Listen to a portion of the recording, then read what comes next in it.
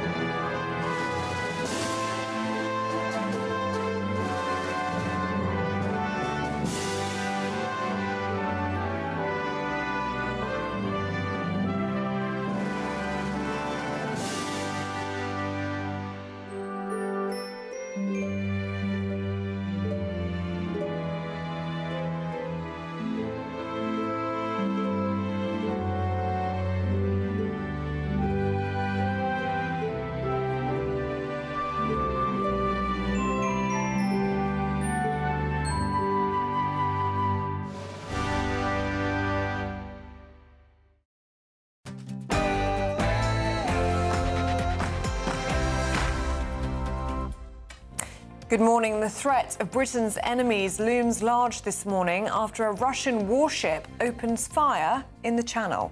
Well, a tired British couple revealed the exact moment the warship fired shots at their yacht in an exclusive interview with GB News.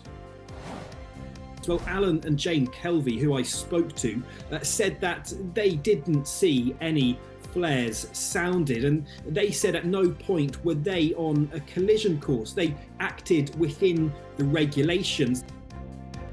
Well, could this be the wake-up call that forces the government to consider a boost to defence spending in the face of a growing international threat? And this is the viral clip everyone is talking about from the G7 summit in France. Is the United States President Donald Trump ignoring Prime Minister Keir Starmer? Well, meanwhile, attention turned to Ukraine for their support. There was real unity in the room, in the G7, about the fact that Ukraine is doing better now, regaining territory, that the sanctions are having a real impact on Russia, and a real sense that now is the moment for all of us as a G7 to ramp up the pressure. And obviously you'll have seen this morning we've put on even further sanctions in relation to Russia. Former Top Gear presenter Jeremy Clarkson reveals his aggressive cancer diagnosis. Stay tuned for all the details. More than 700 migrants crossed the Channel on Monday, marking the largest single-day total so far this year. Parents are increasingly providing for their children well into adulthood. We're going to be debating this morning, is it time to end the bank of mum and dad? And ahead of England's first match of the World Cup, fans have been reacting to the ban on political flags in stadiums. It's free speech until it's against what they want to hear, isn't it? That's right, Ben Leo is going to be live in Dallas ahead of the crunch game against Croatia. Yes, we're live in Texas for England, who kick off their campaign to end 60 years of World Cup hurt. But as you said, it doesn't come without controversy. He's a lucky boy. I think he got himself a ticket as well. Harry Kane says he's elevated his game to another level as England begin that World Cup campaign, and that's tonight at 9 o'clock. Two of the greats, other greats, not as good as Harry, showed how good they were last night. Lionel Messi scored his first World Cup hat-trick at 38, and Kylian Mbappe getting two against Senegal. And there is other sport around. In cricket, Joe Root doesn't rule himself out of becoming England captain again as England play New Zealand in the second test starting today. It's grey and damp out there for many of us this morning, but drier, brighter and warmer weather is on the way. Full details coming up in the forecast. Good morning, it's just gone 6 o'clock. I'm Ellie Costello. And I'm Alex Armstrong, and this is GB News Breakfast.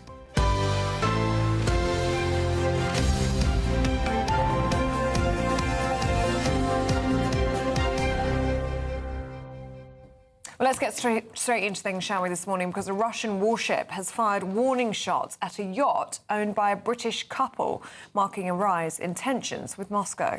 Well, retirees Jane and Alan Kelvery told GB News that they didn't do anything wrong. That's after the Russians claimed they fired shots because the yacht was following a dangerous course. Well, the incident came after a shadow tanker carrying sanctioned Russian oil was seized by the Royal Marines over the weekend. Well, GB News national reporter Will Godley shares this exclusive report after speaking to the couple late last night. I spoke to them on the phone as they docked in Cherbourg in Normandy this evening. The couple, a retired couple from Britain, on board this sailing yacht. They are very well adverse to sailing on this vessel, their pride and joy in their retirement. It's a journey they've done across the channel from the UK to France multiple times, but their journey today somewhat different, and they say left them shocked. And despite their shock and just wanting to decompress from it all, they really wanted to get their account of what happened across on GB News, because of course it comes after the Russians in their statement said they were on a dangerous approach and they fired warning shots after attempting to draw the attention of the yacht's crew through signal flares and sound signals. The Russians, of course, said they acted in strict accordance with international shipping regulations. Well, Alan and Jane Kelvey, who I spoke to, said that they didn't see any flares sounded, and they said at no point were they on a collision course. They acted within the regulations. They saw this warship from a long way away. They said the conditions out at sea were normal. They said fog was not there. So they got a good view of this warship, but they weren't able to make out what the boat was because they turned their transponder off. So they knew it was there, but weren't heading towards it, going round its starboard side, they told me, keeping a wide berth of half a kilometre. But despite this, the Russians clearly tetchy and wanting to make known that their presence was there, firing off these warning shots. But before they'd done those shots, Patrick, they also sounded 5 blasts of their horns. Now, the couple were telling me, of course, they're well-adversed sailors, that this is the international symbol for and signal for you need to change course so we don't crash into each other. So that's exactly what this couple did. They changed course by 2 degrees. They were under sail, and when the shots were fired, very shocking for them, they turned their engines on to make a getaway. Now, the couple say they heard the shots at 11:01, so some 7 hours into their voyage. And at that point, they dialed 999, called the Coast Guards, and they were there in just a few minutes. They praised their speed at which they got there. But Patrick, when I asked them why they thought this had happened, well, they said it must be because of what happened in the Channel earlier this week, of course, pointing to the fact that Royal Marines seized that Russian shadow tanker vessel. And they say that's why they were in this situation. Well, thank you, Will Godley, for that report. Let's speak now to former British Army spokesperson Major Mike Shearer, who joins us now in the studio. Very good morning to you, Major. How significant, how serious is this incident?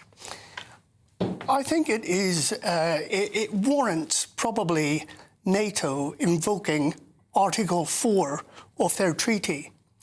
Even individually as a standalone incident, one could maybe be swayed one way or the other. However, when you consider all the other acts of aggression that has occurred in recent weeks and months, there is no question that NATO boundaries are being tested.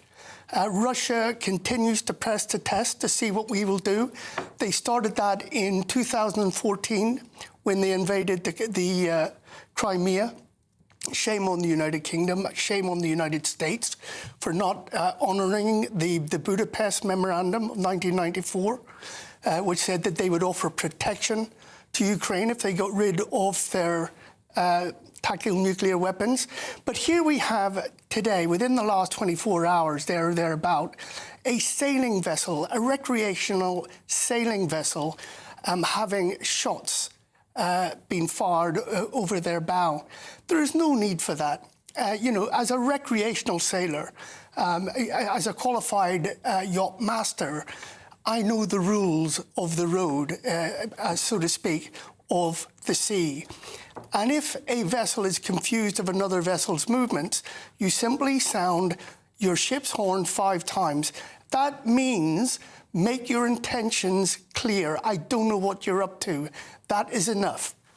Now, I heard the couple say that they changed their aspect by 2 degrees. That's not an awful lot, if I'm to be honest. However, look, in line with what I've said about the provocations that's been going on, these are not warning shots. These are provocative shots. This is the thing, Mike. There's so many newspapers playing this whole incident down. When on earth is this country going to get serious about this threat? This is in our waters. We've had to scramble our RAF jets hundreds of times in the last few years. It's really reaching quite a peak compared to where it was 20 years ago. I think it's 136 times we've had to scramble RAF jets to challenge the Russians in our airspace. And, of course, we've had the Novichok incident not that long ago. We've also had the submarine incidents. People are not taking this seriously, are they? Well, the press is one thing. I think NATO has to show its teeth. Yeah. And I think simply by invoking Article 4, everyone knows of Article 5, an attack on one is an attack on all. I'm not saying for a moment that we immediately go to war with Russia. What I am suggesting is that we need to start showing our teeth. Now, individually as a country, we are in dire straits, as we know. And the only way I could consider giving Russia a little bit of leeway here is that they may well have thought that yacht was an HM flagship, because we've got nothing in our Navy. Yeah, it's a We've joke. got nothing in our Army. We've got nothing in our Air Force. Article 4 suggests that when a NATO state member feels that their territories, their democracies, their way of life, their freedoms are under threat, they can invoke Article 4, where all NATO members sit down, they discuss it and decide the way ahead. And I think we're at that place now. Major Mike, we've got 20 seconds with you. Is this going to be a wake-up call to spend more on defence? Look, it should be, is the answer. The wake-up call should have been weeks ago, certainly last week when we lost 2 of our ministers. It needs to happen. There is nothing more important right now than defence, because none of the other departments will matter if we all end up having to speak Russian. Yeah. So Major true. Mike Shearer, thank you very much. Well, Alan and Jane Kelvey told GB News this: we were not on a collision course in any way, shape or form. We didn't do anything wrong. We followed all collision regulations. The closest we got to them was 500 metres. And as soon as we heard the gunshots, we put our engine on. The couple praised the speed at which they responded, telling GB News the Coast Guard was brilliant. Now, 11 minutes past 6. Let's take a look at some other stories coming into the newsroom this morning. And breaking news, the TV presenter Jeremy Clarkson has revealed that he's been diagnosed with aggressive prostate cancer. He released that news in an emotional video. The former Top Gear host shared the news in the final episodes of the 5th series of Clarkson's Farm. The 66-year-old says that the cancer was caught early, but he's now taking time off during the harvest in order to undergo treatment. And the independent report into the grooming gang scandal has now been published, containing harrowing testimony from victims and whistleblowers. The report, spearheaded by Restore Britain leader Rupert Lowe MP, suggests the gangs operated with either the active or passive consent of public authorities.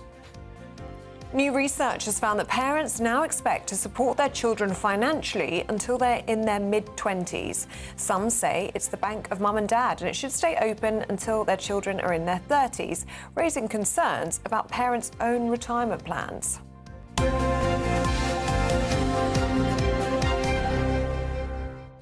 Yes, well, on to the G7 summit. The Prime Minister has denied claims President Trump snubbed him. That's after it emerged the leaders did not have a one-to-one meeting. Well, Sir Keir Starmer went on to announce plans to supply more nuclear fuel to Ukraine and to add sanctions to Russia. There was real unity in the room, in the G7, about the fact that Ukraine is doing better now, regaining territory, that the sanctions are having a real impact on Russia, and a real sense that now is the moment for all of us as a G7 to ramp up the pressure. And obviously you'll have seen this morning we've put on even further sanctions in relation to Russia. All right, well, let's speak to Deputy Editor at The Spectator, Freddie Gray. Good morning, Freddie. Good morning. Yeah, where to start, really? The fractured relationship between the United Kingdom and the United States seems to be ever growing. But is the President of the United States ignoring Starmer because he doesn't like him, or is he ignoring him because he's a lame-duck Prime Minister? I don't think he's particularly ignoring Keir Starmer on this occasion at this G7 summit. I think what's interesting is that Trump's priority was to meet with Gulf state leaders and people from the Middle East, because that is currently his great focus. And also Europe has kind of been irrelevant in the Iranian conflict, let's face it. What's certainly true is that Trump has an odd habit of liking people you really wouldn't expect him to like. And Keir Starmer is chief among those. He does seem to genuinely like him. He has said on numerous occasions how much he likes his voice, which I think a lot of British people find extraordinary. That's just because he's British, though. It's just his accent, isn't it? Well, I do wonder if also he's, you know, whether he's saying it as you know, Donald Trump's like an underhanded insult. Yeah, I mean, it might be a little bit of Trump, the sort of kidding on the square, which he does quite a lot. But he certainly, I mean, he often praises his wife, which he does with most leaders. But certainly, I think there's a lot of people in the Trump administration who dislike the British government at the moment and are very, very unhappy with what Britain has done on various fronts. And Trump has said, you know, he said he's no Winston Churchill about the Iranian conflict. That was about the first time he really criticised him openly. Generally, he seems to like him. And Starmer, I think, is right to say he hasn't been snubbed at this G7 because a lot of people didn't have a bilateral sit-down with Trump. And Starmer says he speaks to him regularly on the phone. They sat next to each other at dinner. They're going to sit next to each other at another event soon. There's no sort of personal rift. I think what's really profound, though, is the rift between the British government and the US administration. Yes. And that's happening over so many fronts. It's happened over Iran, it's happened over Ukraine, it's happened over tech. There's a major break going on in tech at the moment with the ban of Anthropic and AI that Britain's very concerned about. Why were they frozen out? Why were they an ally, not allowed to use an AI product? There are all sorts of problems in the special relationship. And another big one, which, of course, is pertinent to what you were just talking about, is defence, where the Trump administration is very, very keen to see Britain increase its defence spending, not just to 2.5, 3.5, but up to 5%, maybe even 7%, in light of the number of threats they face. Is that why there wasn't a bilateral between the UK and the US yesterday? Do you think there were just too many clash points where it was best that they didn't speak at all? Also, can we mention the fact that Sir Keir Starmer wasn't actually in the group photo at the table yesterday? He was running late. Well, what does that say about the Prime Minister? I think everybody knows that Keir Starmer's leadership is not in a very healthy place. and, you know, he's got so many other concerns, particularly relating to whether he'll be Prime Minister in the next few weeks, that I don't think G7 summits, it's not a great time for it in terms of his own domestic agenda. So I don't think Starmer's having a particularly great time on the international stage. We know that in previous months, when he's felt embattled at home, he's tried to assert himself on the world stage. He's going to do that again about Ukraine today. Britain is going to supply Ukraine with enriched uranium. Now, it's quite ironic that at the time everybody's concerned about enriched uranium in Iran and extracting it, Britain's about to hand over enriched uranium to Ukraine. Now, it's going to be used for civilian purposes, that is clear, but that is not how Russia is going to see it. Yeah. And we talk about Russia provoking Britain, which it is all the time. I think another very interesting element is over Ukraine. Britain's quite keen to provoke Russia. Yes, yeah, that's certainly not untrue. Just going back to Iran for a second, because of course we're looking now at this so-called signing of a peace deal on Friday. That's the next big thing that we're expecting to happen. The Prime Minister said Britain will play its full part in keeping the Strait of Hormuz open. What does that mean? Well, nothing, as far as Britain's concerned, really. I mean, the question of reopening the Strait is now been, it seems, settled, at least for 60 days on Friday, after this MOU, Memorandum of Understanding, is signed. Britain has had nothing to do with that. We may play some part in the demining effort, but it'll be an insignificant part. We are not relevant in this conflict, and we haven't been, despite a lot of grandstanding and so on. And in fact, we have frustrated the Americans who wanted our support in the early phases, and they feel we didn't give it. OK, Freddie Gray, really good to see you, as always. Thank you very much. All right, should we get an update on the weather with Aidan McGivern?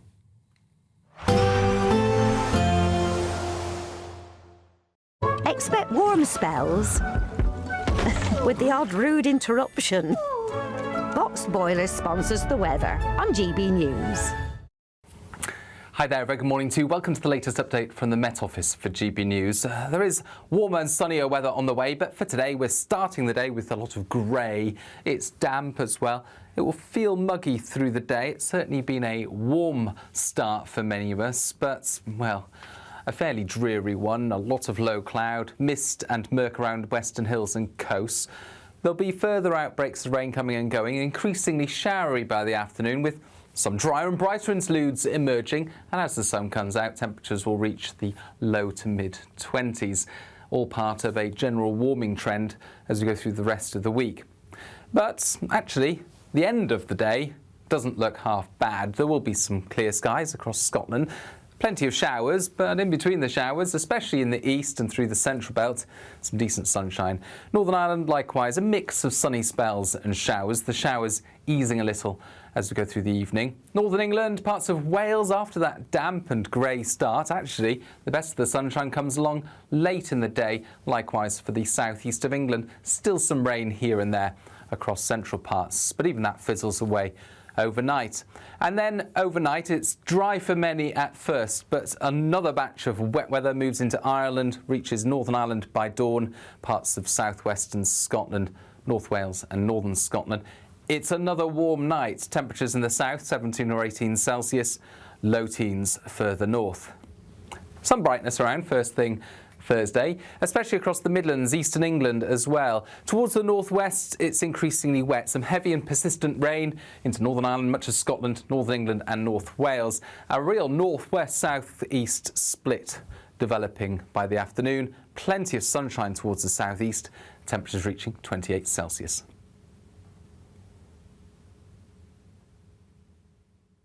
Expect warm spells with the odd rude interruption. Boxed Boilers sponsors the weather on GB News. Now, do stay with us. Still to come, Jeremy Clarkson has revealed that he's been diagnosed with an aggressive form of prostate cancer. I've got cancer. No. Yep.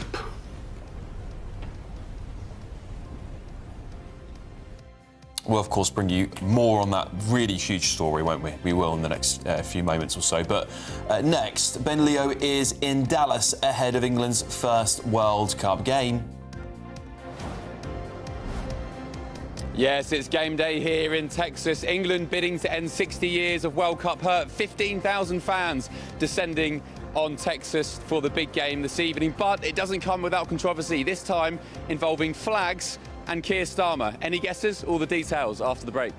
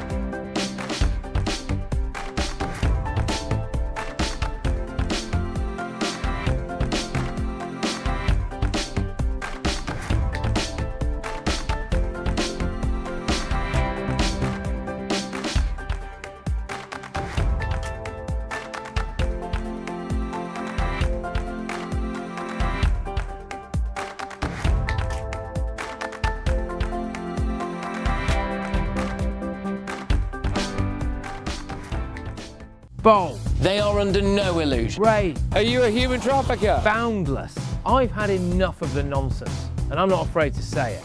Don't get us on a BBC. Every weeknight, I tear through the headlines. The smell of gasoline. Should we be worried about it? From Westminster madness to cultural war chaos. What I'm going to do now is they are throwing things out the car as we speak. Get ready, Britain. Here we go. Patrick Christie's tonight, weeknights from 9 p.m, only on GB News, Britain's news channel. At GB News, we love to hear from you, our loyal community. So drop us a line at gbnews.com/yoursay. There you can talk to each other and also to the presenters live on air. gbnews.com/yoursay, because GB News is your channel, Britain's news channel. Some people enjoy lazy Sunday mornings, but not me. What's the truth of the matter? So that's a very live question. Would you support him if he waters down these plans? Before the spin sets in, I'll be getting to the truth. This is personal. No soft questions, no easy answers. It's one thing if the state has rules in this country. It's another thing whether the police and others actually police them. Setting the agenda and holding those in power to account. You can't really blame her if the system is set up this way. You will not want to miss it, trust me. The Camilla Tominey Show, Sundays from 9:30, only on GB News.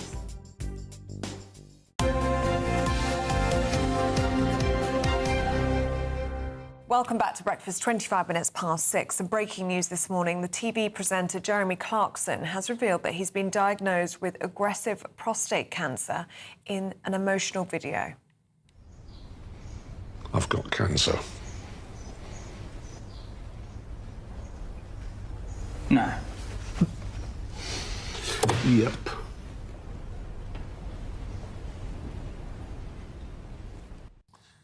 Yes, the former Top Gear host shared the news in the final episode of the 5th series of Clarkson's Farm. Well, the 66-year-old says the cancer was caught early, but he's taking time off during the harvest to undergo treatment. Well, let's speak now to GB News' entertainment editor, Alex Davis. Very good morning to you, Alex. You've recently been to the Diddley Squat farm, haven't you, Alex? Tell us what we know.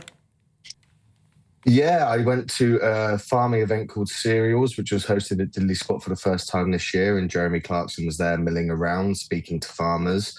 I also was lucky enough to attend Farm Fest, which was the first country fair combined with a music festival, and again, he was there milling around with farmers and whatnot, putting on a brave face, so it transpires.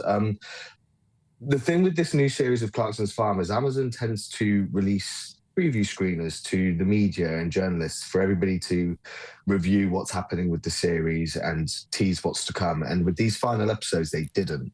And Clarkson went on Instagram last night and teased that these last 2 episodes were incredibly somber. And now the assumption was that was because these last 2 episodes focus on the tuberculosis breakout, the TB breakout that happened at Diddley Squat that forced it to shut down last year. So everybody was expecting that. And then all of a sudden, it ends on a really, really, as he mentioned, a really somber note of Clarkson revealing he has been diagnosed with an aggressive cancer. But he says that, as you mentioned earlier, it has been caught early. The episode actually ends with him in hospital undergoing treatment. He says the treatment goes awry, but, you know, he's still undergoing it. And as I mentioned, I've seen him in recent weeks at these events, and he's, you know, on his feet and speaking with farmers, speaking with fans. And in typical fashion, he signed off this latest series by saying, if it goes well, I'll see you in season 6. And if it doesn't, I won't. And interestingly, Alex, as well, this season started off with Jeremy Clarkson in hospital, coming back from his heart operation of some kind. I can't remember exactly what had happened. So this is a theme of this season, sadly, unfortunately, isn't it? But as ever, Jeremy Clarkson is a pretty tough guy, and he puts a brave face on, doesn't he? Yeah, well, the heart problems started, like you said, in the very first episode, where you have 4 chambers, and he said 3 of them weren't getting any blood from his arteries, and he was days away from a heart attack. So it was lucky that he actually went in to have that sorted at the time. But he overcame that, and he was told on doctor's orders to rest up in the series. And as I say, that is what everybody expected this series to focus on, was him recovering from the heart attack and then the devastation of the TB diagnosis on his farm. And then all of a sudden this bombshell's dropped. And, you know, in the scenes, he's telling his co-stars Caleb Cooper and Charlie Ireland, his land agent and his farm manager, and they're both devastated, as you can imagine. You know, it's a huge bombshell to drop on them. He's only 66. He's made no secrets that he's maybe not lived the healthiest lifestyle. After the heart problems, he bemoans having to eat Greek yogurt and kale and whatnot. But following this, I think he's going to have a complete lifestyle overhaul even further, and just fingers crossed the treatment proves effective. Yeah, and we're all wishing him well, aren't we, Alex? You're going to be with us throughout the programme. Thank you so much. OK, well, later today, Thomas Tuchel's 3 Lions are going to begin, indeed, their World Cup 2026 campaign against Croatia, with England hoping to make a perfect start to the tournament. Well, expectations are high for England, and as always, fans will be dreaming that football might finally be coming home. With us now is Chief US Correspondent and GB News presenter Ben Leo, who's in Dallas. Ben, what's the atmosphere like in Dallas? Lots of English fans out, or are they holding it off just for a few more hours to start the booze at least? Hello, good morning you two, good morning to viewers and listeners. Whisper it quietly, we're outside the England team hotel. I don't want anyone knowing where they're staying, so no cheeky so-and-so set off fireworks, as we see with the likes of Arsenal and so on. Yes, 15,000 England fans descending on Dallas, Texas today for the big World Cup opener against Croatia. The last time we played Croatia in a World Cup, of course, was the semi-final way back in 2018, which, despite going ahead 1-0, we ended up losing 2-1. It's going to be a massive day today. Mexico's winning. England might have something to say about that. There we go. You can see the atmosphere is already, even at 1 in the morning, pretty good. Lots of nationalities around, lots of teams bidding for World Cup success. Though there is some controversy, Alex and Ellie, because despite all the jubilations, the beers flowing today, there was an announcement, a revelation a bit earlier this evening, that FIFA would be reviewing England flags going into games which were over a certain size, because the rules are, according to FIFA, not the US government, that any political messages on flags were to be banned, they'd be confiscated at the stadiums, and any fans found to have any political flags, such as Keir Starmer is a so-and-so, as we saw at the warm-up game in Florida, Orlando, a week or so ago, they would be kicked out the stadium. So there's a massive free speech row brewing at the moment about that. This is what a couple of England fans told me about Flaggate a bit earlier. And Andy, how much do you think this World Cup travel over the decades has cost you? And reportedly, you sold your house back home in the UK, right, to fund it? Look, I planned the World Cups a long time in advance, and I I took early retirement. Me and my partner managed to take on a second house, which we rented out, but the tenants were going to leave, and it was just the right time to sell up the property. And yeah. Well, apologies, that was the wrong clip. That was the World Cup man, Andy Milne, an England fan who's been to 10-odd World Cups. He's just written a book about it. Hopefully we'll try and get that clip for you soon. But the controversy now is, of course, the flags. Many people I've spoken to this evening saying, look, I know it's an England game, it's World Cup, it's football, but they wanted to bring their flags in. They wanted to sing the songs holding the Labour government to account in the colourful way that England fans have been doing. And now they can't because they're being threatened to be booted out the stadiums. And I have to say as well, I hate this word. I hate the word woke. It's used too much. But so far, this has to be one of the wokest World Cups ever. The banning of flags, the water breaks, the hydration breaks at 25 minutes for every single game, regardless of whether there's air conditioning in the stadiums or not. Because let's be honest, it's not about hydration, it's about money and commercial breaks. As soon as those hydration breaks kick off, the cable networks go straight to commercials. So Alex, Ellie, a big match this evening. Let's forget the politics, let's forget the controversy. England kick off their World Cup campaign tonight against Croatia in a bid to end 60 years of World Cup hurt. Well, fantastic stuff, Ben. Yeah. Well, Ben, I hope you get some sleep in between then, because I'm sure you're going to want to enjoy the match in Dallas and bring us all the latest tomorrow, of course. That we see here, we're ready to go. We've got the flag behind us. We're ready to go. Behind us. We can't wait. Thanks, Ben. Chat to you in a bit. All right, should we get some more analysis from Paul Coy? He's got. Where's the flag, John? Why are we taking the flag? Put the flag back. Take it off now. Don't take it off now. It's on. This is when it should be on. The one supporting Scotland. That's why. Oh, but there we are. There it is. There you go. The one star there. That is. You know what that's for, right? One win. Yeah, exactly. That's the World Cup. It's going to be two. Each one. So there's too many countries with too many stars on there. So hopefully, and I think there's a really, really good chance of us I'm not going to say it because I don't want to say it, and this is the thing when you've got to be superstitious. I think we've got a great chance of doing very well at this World Cup. I really do. I do want to mention a couple of the other games before we get back to England. France beat Senegal 3-1 because we've seen the superstars play. Kylian Mbappe playing for France. He was unbelievable yesterday. Started off in the first half. It was like all a bit of a damp squib. Scored 2 goals, now makes him France's top goal scorer of all time, which puts him on 14 World Cup goals, which is 2 away from the record, which is 16. Then Argentina play, so that was late last night. Argentina beat Algeria 3-0. Who scores all 3 goals? Lionel Messi. Scores a hat-trick, which now puts him on 16, which is now equal for the greatest World Cup goal scorer of all time. And the guy he's 38 years old, and even we look at it thinking, is he going to be as good? He was unbelievable. But this is it, 38. I mean, that's unheard of, really, in modern sport. Well, especially when you have so many young players That's coming what I'm saying. And he's scoring hat-tricks. He could be a lot of the players' dad. Incredible. He is just incredible. And it just shows how good he is and what we've got to contend with when you look at France in the second half, because first half wasn't so much, and Argentina. We know how good they are as nations, but those 2 players were brilliant. So it's down to Harry Kane. Yeah. Down to Harry then, because the Golden Boot, I would love Harry Kane to get the Golden Boot, which is the most goals in the World Cup. But when you've got Lionel Messi scores 3 in the first one, Harry's got to get going tonight. So Croatia, 9 o'clock tonight, as Ben said, it's in Dallas.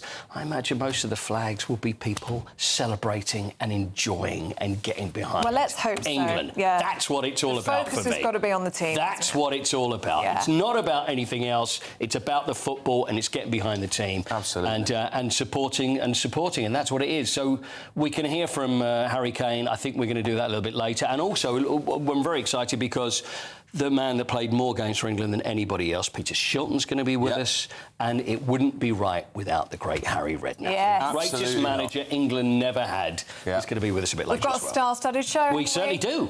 All in the build-up to tonight. We can't wait. Thanks.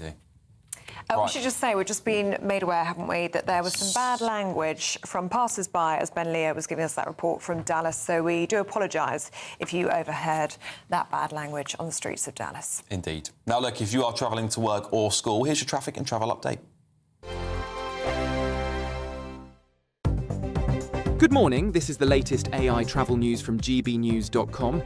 The A9 is currently closed southbound between the A820 Down Road junction near Dunblane and Keir roundabout in Dunblane because of a serious road traffic collision.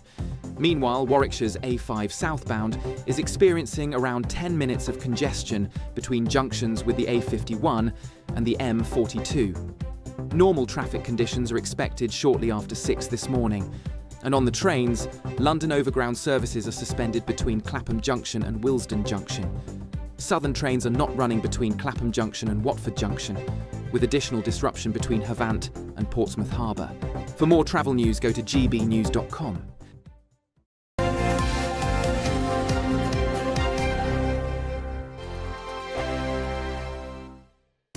I've been in Westminster for a long time, but I know that though power may be here, its effect on people's lives is across the whole of the country.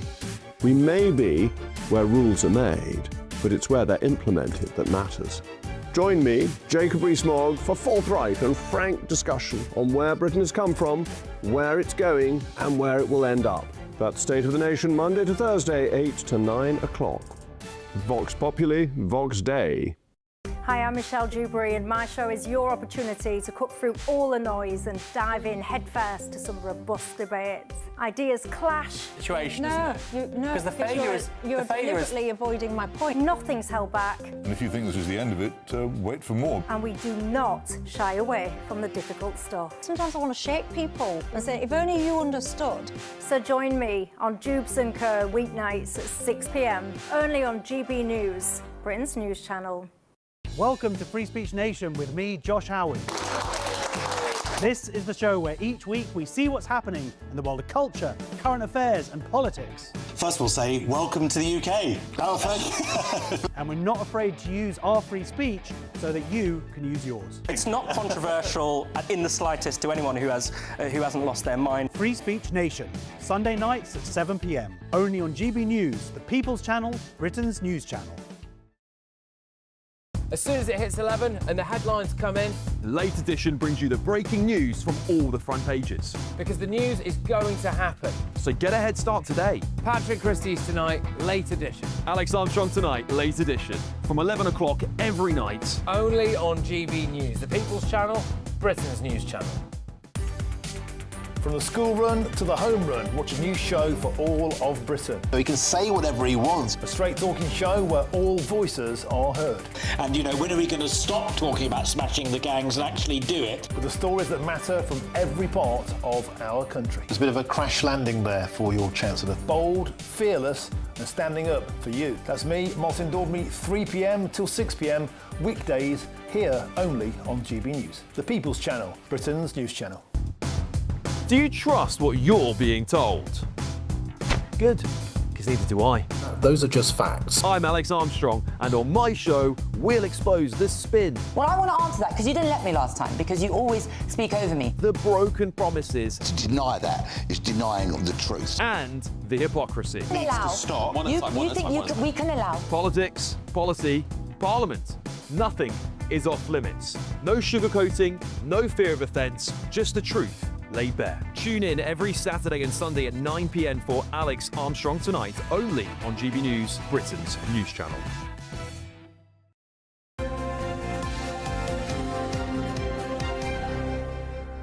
Welcome back to Breakfast at 6:40. Now, a first of its kind memorial for serving personnel and veterans who have died by suicide has arrived at the National Memorial Arboretum. Well, the Elysium Memorial aims to start a wider conversation about mental health in and out of the military. Well, our national reporter Jack Carson has the story. A guard of honour by more than 100 bikers for a new memorial arriving at the National Memorial Arboretum. Seen here in an artist's impression, the Elysium Memorial is a first of its kind in the UK, honouring all serving personnel and veterans who have died by suicide. It was the idea of Ed Mackenzie, who set up a foundation to begin fundraising a few years ago. This is my way of wanting to commemorate them and celebrate their service. Ed says the memorial aims to remember those who have been lost and start a conversation about mental health in and out of the armed forces. When I was serving as a regular soldier, I'd lost about 14 friends to suicide.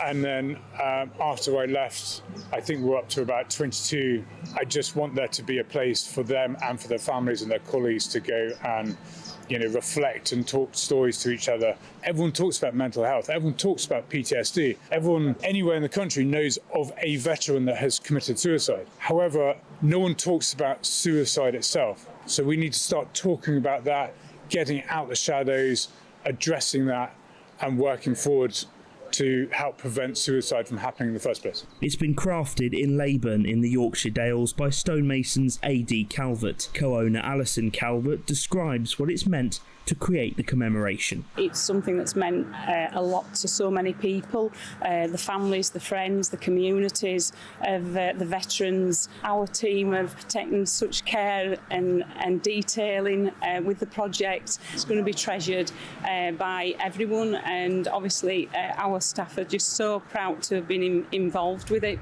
For the memorial, being finished was just the start of its journey. With 150 miles to travel to its permanent home at the National Memorial Arboretum, veteran bikers and other motorcycle clubs wanted to be involved. Through the Yorkshire countryside, along the motorway, and finally to the Arboretum, more than 100 men and women gave it a guard of honour. Paddy McCarthy and Mark Wright were part of the escort. It's a sense of pride, isn't it? Yeah, absolutely. So, we all should all back our military, and it's good to come together, bikers and scooters, so that we can all ride as one. Well, we don't do enough for our veterans. We just abandon them. It's nice that you're doing something for a purpose, if you know what I mean. So, that's the good thing. The memorial will be completed and officially opened in the next few months, ensuring serving personnel and veterans lost to suicide are honoured and remembered for generations to come. Jack Carson, GB News. All right, still to come. Guess how many people are claiming disability benefits now? The number will shock you. Yeah, more on that next with former Lib Dem Minister Norman Baker and the former Conservative advisor Charlie Rowley. Morning, gents. Chat to you in just a few minutes. But first, here's our forecast for some of our top European destinations. Ready to soak up that holiday sunshine? Won't we need some cover? No worries, all sorted. All Clear Travel Insurance sponsors GB News Travel Destinations Forecast.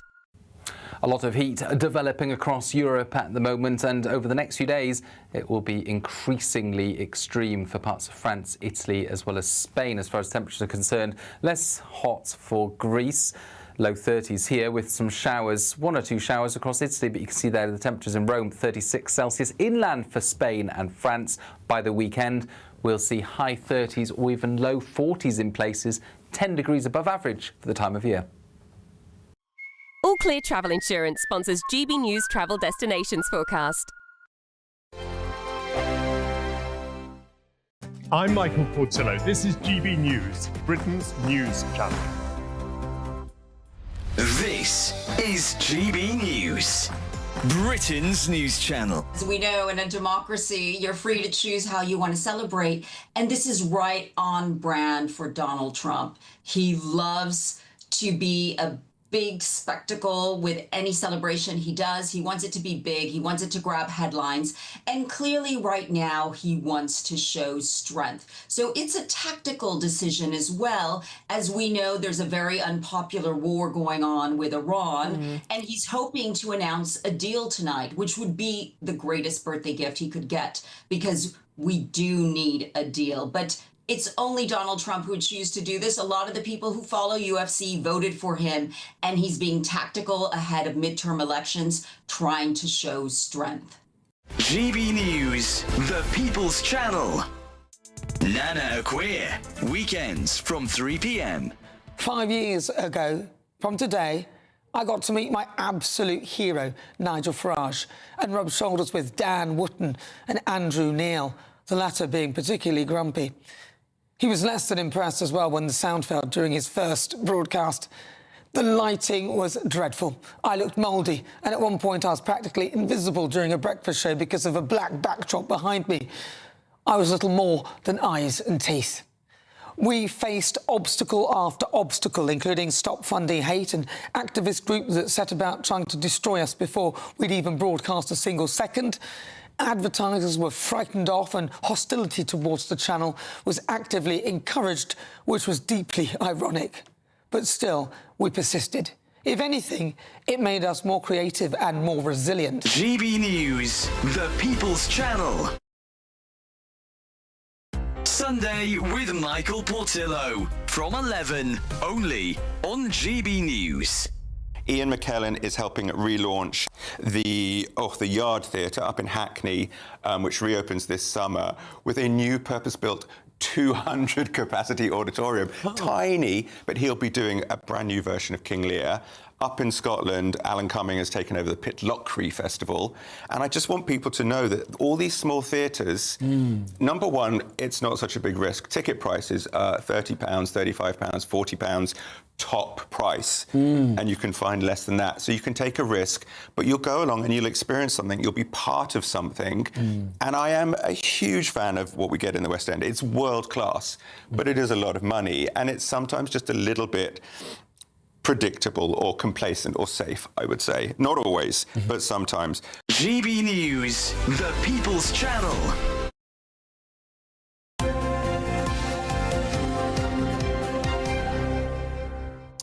Well, joining us here this morning on what's making the headlines, we've got Charlie Rowley and Norman Tebbit. Good morning, you Norman two. Tebbit. Baker, sorry. sorry, Norman. I don't mind getting on my bike, but literally getting on my bike. Sorry, Norman. I beg your pardon, my mistake. Of all the famous Normans that are in British politics, you are a close second, Norman. Sorry, Norman. my apologies. It's been a few days of early starts for me. You know what it's like. Well, Norman, we'll start with you. Jeremy Clarkson's revealed this devastating cancer diagnosis in his final episode of Clarkson's Farm, but also at the start of Clarkson's Farm, he also revealed he had heart surgery. Well, he's in a bad way, it seems, and obviously we're very sorry for him because that's a sad situation for anyone to be in. So I'm sure we all wish him well. And if he can raise the issue more generally and make sure women get tested, that's a good thing. Yeah. And he's very good at raising awareness. He is. Isn't he? He's done so for farming. So many of you getting in touch saying he's made such a boost to British farming. And by talking about this and deciding to share it on Clarkson's Farm, not only is it a very brave decision, but he'll be doing his part, won't he, in terms of raising awareness? Yeah, absolutely. And I think, look, Clarkson's Farm, I haven't seen it myself, but You'd love it, I know Charlie. it's got huge reach, and I'm sure I would. And in fact, I might go and watch it now. You should. But you're right. Any attempt to, and way in which you can raise awareness of prostate cancer, I think it's the #1 killer in men with cancer. Anyway, so, to have somebody as high profile as Jeremy Clarkson coming out and doing it in the way in which he obviously did, we've only seen a clip. But it will reach many people, and it will encourage many people to go and get tested, I think. So Should we just play that clip from his Instagram last night? But the final 2 episodes, which drop in the middle of the night tonight, they're none of those things, really. They're a difficult watch. They're really difficult. He seems very emotional, which is completely understandable, isn't it? Well, I think if you've had 2 major health scares in the space of a year or so, it will do something mentally to you. But perhaps he just needs to slow down a little bit. He does do a lot, doesn't he? Yeah, well, it's not only the farm that he's running, but it's Diddley Squat, it's the cafes, it's the shops, it's all the TV series that he does. Everybody here at GB News wishing Jeremy Clarkson well. I know a lot of our viewers are writing in saying the same thing. A lot of you are big fans of Jeremy Clarkson. Should we look at something else? Charlie, let's have a look at the situation in the Channel, shall we? A Russian warship firing shots at a yacht. Absolutely, yes. This was a pensioner couple that were just sailing across the Channel in a small, when we say yacht, we're not talking about, it was a small boat crossing in the other direction. I wish a few more would go in that direction, I have to say. The French nowhere to be seen also in this situation, which, not breaking news to anyone there. But the idea that a Russian frigate, and compared to what was that small, 2-person passenger yacht, having to fire warning shots, as they claim, because this pensioner couple were getting too close. They fired 5 warning shots, supposedly, and the yacht made a distinctive turn of direction to demonstrate that they'd heeded the warnings. They'd heard the Russian vessel there, or seen it, and then the Russians proceeded to fire 5 more shots. I mean, that is if that's all the best the Russians can do to try and scare away a small, tiny then that shows how weak Russia are, and just the projected strength that I think that they're trying to project on the rest of us. Well, it won't work. But Norman, to me, I feel like this story, particularly in some of the front pages here, have played the seriousness of this down, actually. And look, not only are these just innocent people in what's clearly a small commercial, private boat, but it shows how far the Russians are willing to go to intimidate innocent people. Well, indeed, and I think when you say play down, it's more of the same, because we've had this incursion to Romania, we've had incursion to Latvian airspace, we've had interference with cyber over here from the Russians, and they are fighting a kind of, I think it's called a grey war against Europe and against the UK in particular, because of our support for Ukraine. And they're doing so because they know that Trump and the US are absent. NATO is operating without the US effectively, because Trump has never criticised Russia. He seems to be very, very friendly with Putin. He likes his dictators. And Europe's on its own, which is a need for Europe to come together and actually sort its own defence out, much more than it has done. Well, on that note, Charlie, do you think this will be the wake-up call that says the government we need to spend more on defence? It should be, but it won't be. The Prime Minister's been very clear that the Defence Department aren't going to get any more funding in this particular round. John Healey's resigned. Al Kearns, Armed Forces Minister, resigned over it. I mean, it's someone who is clinging on to power, and my only advice as a former advisor, not that he'd take it from me listening, not that anybody actually took much advice from me. I neither felt special or gave much advice in my role previously. But look, if you want to hang on to your job, if you want to show strength and leadership in leading a country and wanting to hang on to the top job, well, defence is not a bad way to go about it. He might get more money, because what's going to happen is Dan Jarvis has come in. If Dan Jarvis had got any sense, he has said to the Prime Minister, I'll take this job, but I want more money for defence. Otherwise, I'm not taking it. He's in a strong position to leave at the Prime Minister, and I hope he's done so. And there's reports over the weekend there's going to be no new money, that Dan Jarvis has got the same deal on the table that Al Kearns and he shouldn't have taken the job in that case. Well, I think Norman's absolutely right, but I would have done it slightly reverse. I would have, this is someone else who harbours leadership ambitions, so he has done previously anyway, Dan Jarvis. So I would have taken the job and then said, right, now I want the money.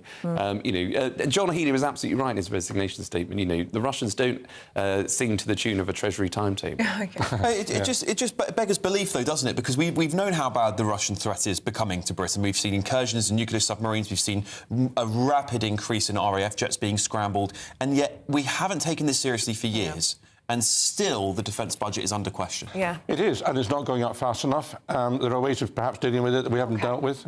Norman, I'm afraid we're out of time. Charlie, Norman, thank you so much for your time. Do stay with us. We're looking ahead to England's first World Cup game tonight. We're going to be joined by England goalkeeper Peter Shilton. Don't want to miss that. But first, let's get your weather.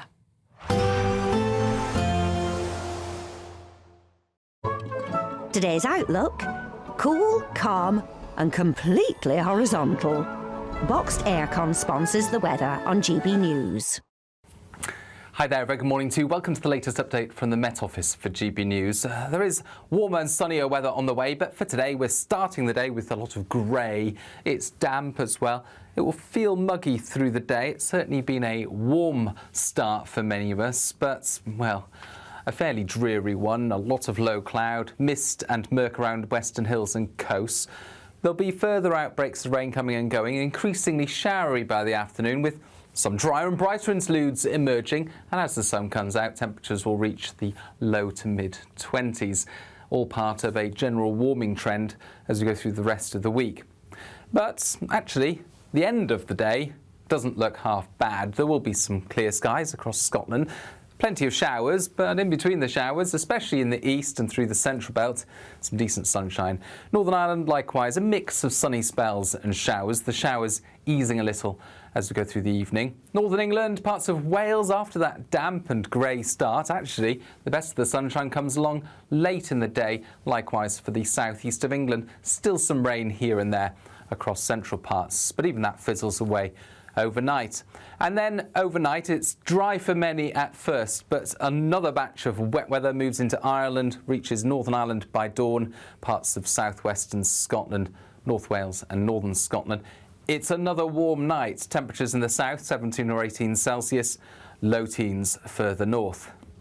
Some brightness around first thing Thursday, especially across the Midlands, eastern England as well. Towards the northwest, it's increasingly wet. Some heavy and persistent rain into Northern Ireland, much of Scotland, Northern England and North Wales. A real northwest-southeast split developing by the afternoon. Plenty of sunshine towards the southeast. Temperatures reaching 28 Celsius.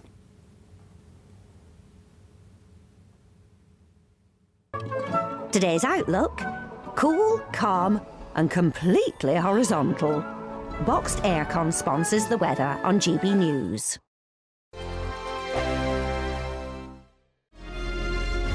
Thank you, Britain, for making GB News Radio such a huge success. Whether you're in the car, on the go or listening at home, thank you for choosing us as your radio station. Good morning, this is the latest AI travel news from gbnews.com. The A9 is closed southbound between the A820 Doon Road Junction near Dunblane and Keir Roundabout due to a serious road traffic collision. On the A19 southbound in Sunderland, one of two lanes is closed on the entry slip from the A690 because of a broken down vehicle, with normal traffic expected to resume shortly after 7 this morning. The M4 eastbound near Slough has one lane closed between junction 6 and 5 due to another broken down vehicle. And on the trains, London Overground and Southern services aren't running between Clapham Junction and Willesden Junction, affecting the line between Havant and Portsmouth Harbour. For more travel news, go to gbnews.com. There's just 2 weeks left to grab a chance to live the summer of your dreams. With a totally tax-free £76,543.21 in tax-free cash to be won.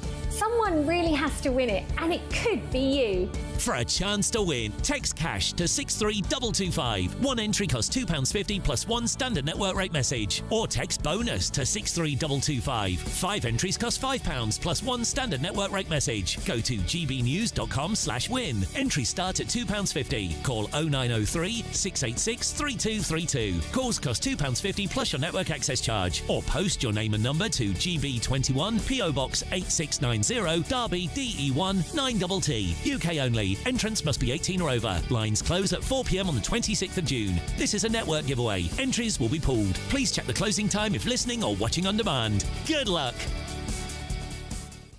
You want to know what's really going on in the corridors of power? Labour don't know what to do with you half the time, and that makes you quite lethal in the chamber. Get behind the headlines with Chopper's Political Podcast. Join me, Christopher Hope, as I sit down with the great and the good of British politics. We'll see where this ruling takes us. These are the stories shaping our nation. Chopper's Political Podcast, available now on all platforms. Listen in and stay ahead.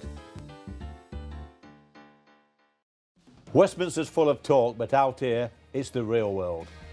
Am I allowed to talk now? No, that's it. This is where it matters, real people and real lives. That's what politics is all about. In fact, has Trump made a good start? No. Straight answers, no spin, and just a couple of pints. How many fingers have I got up? About 10. So join me for Lee Anderson's Real World every Friday at 7 p.m, only on GB News. The People's Channel, Britain's news channel.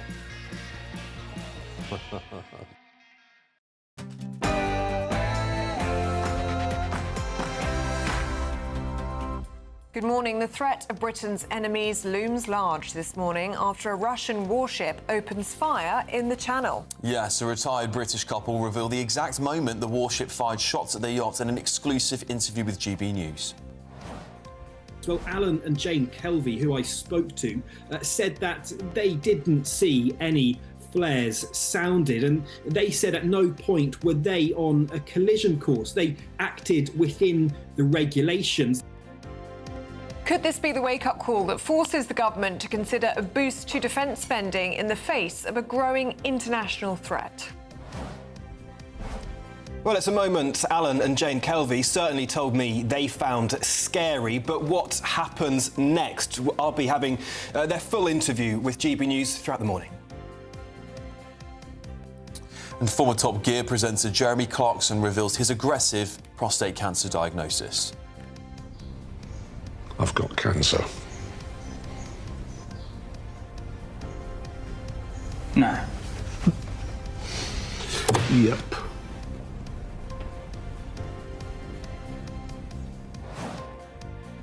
Yes, very sad news coming out of Diddley Squat this morning, but I'll have all the latest on Jeremy Clarkson's cancer diagnosis throughout the morning.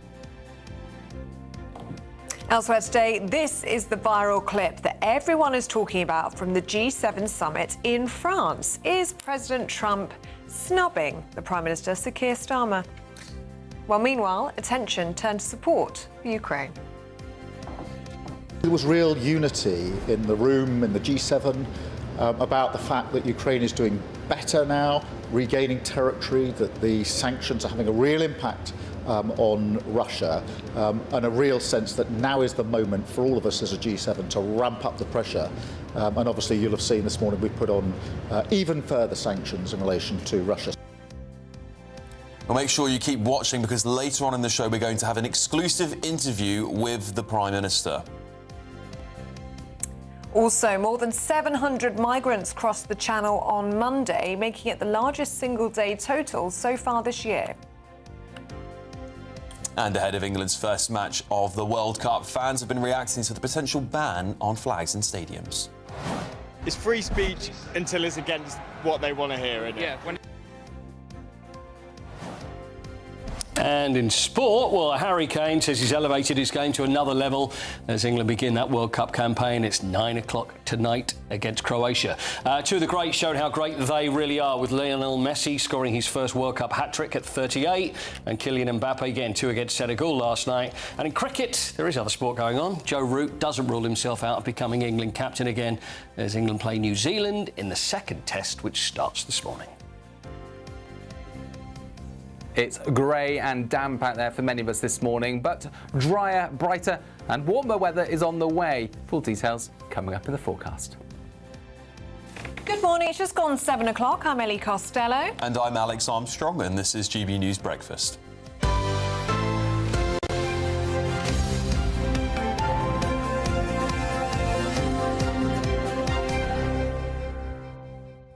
A Russian warship has fired warning shots at a yacht owned by a British couple, marking a rise in tensions with Moscow. Yeah, retirees Jane and Alan Kelvery told GB News that they didn't do anything wrong. That's after Russians claimed they fired shots because the yacht was following a dangerous course. Well, the incident comes after a shadow tanker carrying sanctioned Russian oil was seized by the Royal Marines over the weekend. And GB News national reporter Will Godley spoke to the couple last night and joins us now. Will, tell us a little bit about their reaction to all of this, because, of course, they're saying that they didn't do anything wrong.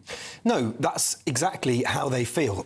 Pardon me, I spoke to them last night. As soon as they arrived in France, they have made this crossing across the Channel in their sailboat. This is their pride and joy of their retirement, this 12-foot-long sailing boat called Bright Future. So they're very well adverse to sailing this particular route, and they described the incident in the Channel 23 miles off the coast of the Isle of Wight as scary yesterday, something they'd never come across before. And they said, as you say, Alex, they didn't do anything wrong. They were following all of the correct regulations. I'll just read a quote from what they said to me. They said, "We were not on a collision course in any way, shape or form. We followed all the collision regulations. The closest we got to them was 500 metres, and as soon as we heard gunshots, we put our engine on." Of course, this comes after the Russians yesterday, trying to explain their actions, said that their sailing boat had been on a dangerous approach and that they fired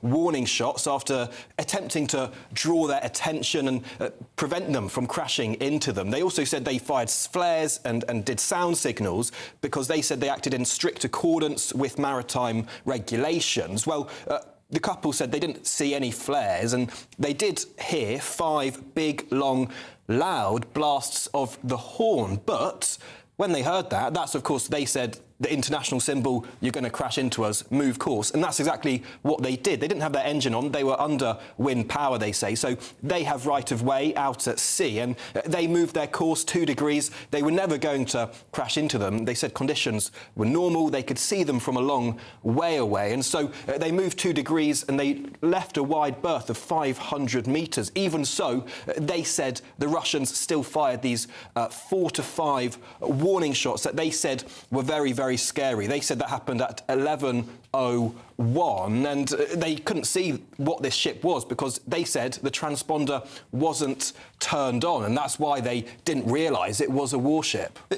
On the front page of The Sun here, there's a picture of what I believe is the vessel. Is that correct? We believe this might be the vessel here. It's got a massive Union Jack flag, if it is the vessel that we're discussing. I think it is. It almost feels a little like the Russians might have, perhaps, I'm not saying it was true because they might have a different sail, whatever it was, seen that and gone, after you took our oil tanker the other day, we're just going to have... Someone got a bit trigger-happy, perhaps. It certainly could be the way. When I was speaking to the couple last night, they told me that their boat is quite clearly marked as a British sailing vessel. And when I asked them why they thought these shots were fired, well, they said that it was because of what happened earlier this week, of course, referring to the fact that our Royal Marines and National Crime Agency seized a shadow tanker in one of Russia's shadow tanker fleet. Now, that remains anchored off the coast of Weymouth, and the couple now in Normandy this morning, perhaps relieved after this scary encounter that they say lasted no longer than 10 minutes, but still nonetheless left them shaken. OK, well, Godley, thank you for bringing us that exclusive report. Thank you very much. Well, let's get some analysis now from former British Army spokesperson Major Mike Shearer, who is back in the studio with us. Very good morning to you, Mike. We were both struck by, this is military sources in the papers today, playing down this encounter. They're just calling it a nautical incident. Is that what you consider this to be, or is it more serious than that? No, this is clearly... first of all, they were not warning shots. They were provocative shots, giving the UK and NATO a warning. Basically, they're pressing the NATO limits to see where they sit with that. If it was an incident, if it was an individual incident, everything about that incident is wrong. I'm a qualified yacht master. I know the rules of the road on the sea. We've just heard about the 5 blasts. That is international indication on the sea that I don't know what your intentions are. Make them clear. That is all that is required. When the Russians say they did everything in accordance with maritime law, they're wrong, because motor always gives way to sail, and so it was really on the Russian ship to make an adjustment, not on the yacht.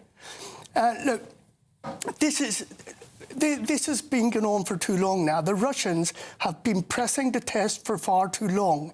This isn't an isolated incident. We've had incursions into Latvia airspace, into the UK airspace. We've had incidents in Romania.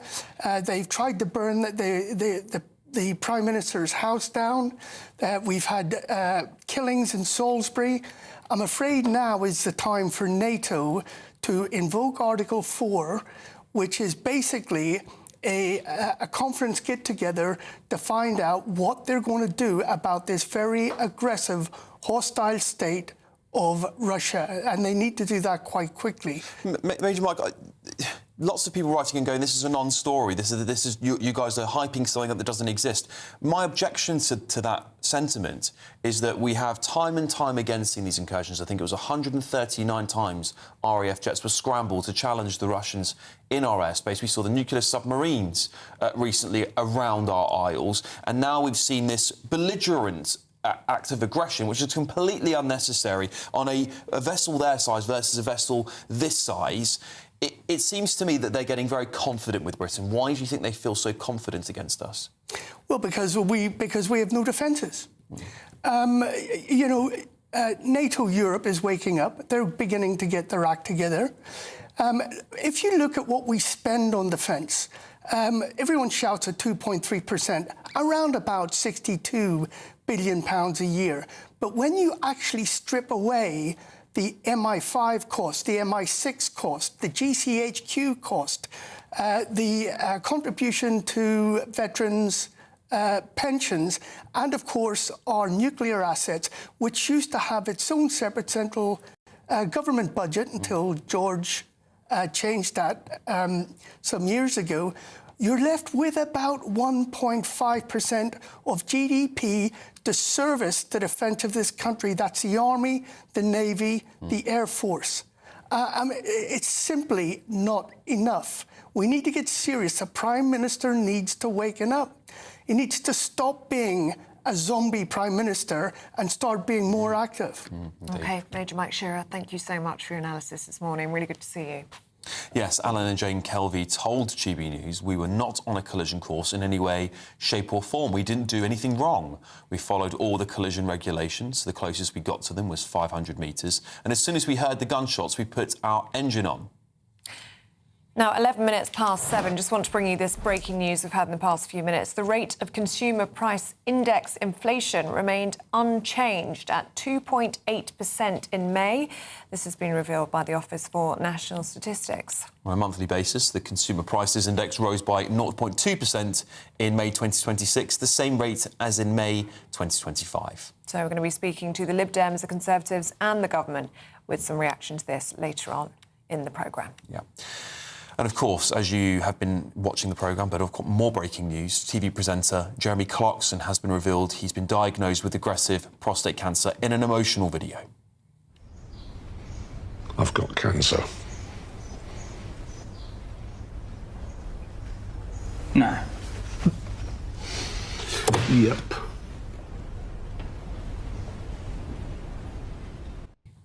Well, the former Top Gear host shared the news in the final episodes of the 5th series of Clarkson's Farm.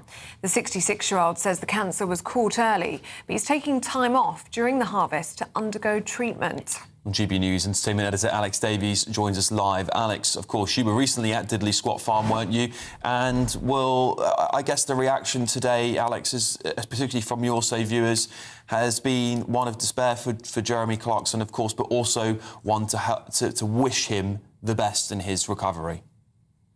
Yeah, Clarkson's Farm has become Amazon's biggest show. It's got fans all over the world. I've just been having a look online today to gauge the reaction from the fans to this news, and it's unanimously just devastated and heartbroken.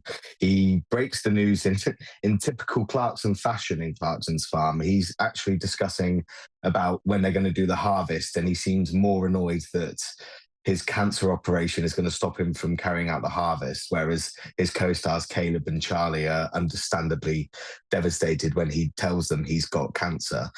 He teased the news yesterday on Instagram in a rather cryptic video, which I think we can watch in a second here, where he teased that there would be somber news coming up in the final 2 episodes. But the final 2 episodes, which drop in the middle of the night tonight, are... they're none of those things, really. They're a difficult watch. They're really, really difficult. Now, the assumption was after that was in reference to the bovine TB outbreak that devastated Diddley Squat last year. But as we've now discovered, it's about his cancer diagnosis. He ends the season. The latest season, the 2 episodes that just dropped today, they end with him in hospital after undergoing treatment. And he says that the treatment goes awry and that in typical, again, tongue-in-cheek, dry humour, it says, you know, if the operation goes well, I'll see you in season 6. If not, you won't. As you mentioned earlier, I was at Diddley Squat last week, actually, for the UK's largest arable event, Cereals, in which he was there, flocked and swarmed by Amazon camera crews. So he is on his feet, and I do imagine he will be fit and fighting for a 6th season of this show. Obviously, we don't know when that's going to come out yet. The final of season 5 has only just dropped. But we have no further updates on how the treatment has gone, just that I can tell you that he has been on his feet, up and about. He made the trip down to Britain's Got Talent final 2 weeks ago to see the Hawkston Farmers Choir win there. So he's still an active man. He's still keeping up to date with his jobs on and off the farm. He's been adapting to a new, healthier lifestyle. In the first episode of this season, you see him turn his nose up at the fact he has to eat Greek yogurt after undergoing a heart operation. And yeah, I just think this is really, it's sent shockwaves through the Clarkson's Farm fandom. And everybody is just wishing him a speedy recovery and just fingers crossed the treatment does go well and he's on the mend. Yeah, we absolutely are. We're being inundated with messages here, Alex. Everybody just saying that they really wish Jeremy Clarkson well, and they're sending all of their best wishes to him and his family. So thank you, Alex, for bringing us that update. Look, lots more to come here on the show, but first we're going to get your weather with Aidan McGivern.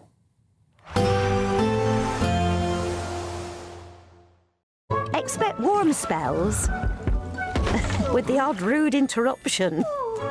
Boxed Boilers sponsors the weather on GB News. Hi there, very good morning to you. Welcome to the latest update from the Met Office for GB News. There is warmer and sunnier weather on the way, but for today we're starting the day with a lot of grey. It's damp as well. It will feel muggy through the day. It's certainly been a warm start for many of us, but, well, a fairly dreary one. A lot of low cloud, mist and murk around western hills and coasts. There'll be further outbreaks of rain coming and going, increasingly showery by the afternoon, with some drier and brighter interludes emerging. And as the sun comes out, temperatures will reach the low to mid-20s, all part of a general warming trend as we go through the rest of the week. But actually, the end of the day doesn't look half bad. There will be some clear skies across Scotland. Plenty of showers, but in between the showers, especially in the east and through the central belt, some decent sunshine. Northern Ireland, likewise, a mix of sunny spells and showers, the showers easing a little as we go through the evening. Northern England, parts of Wales, after that damp and grey start, actually, the best of the sunshine comes along late in the day. Likewise for the southeast of England, still some rain here and there across central parts, but even that fizzles away overnight. And then overnight it's dry for many at first, but another batch of wet weather moves into Ireland, reaches Northern Ireland by dawn, parts of southwestern Scotland, North Wales and northern Scotland.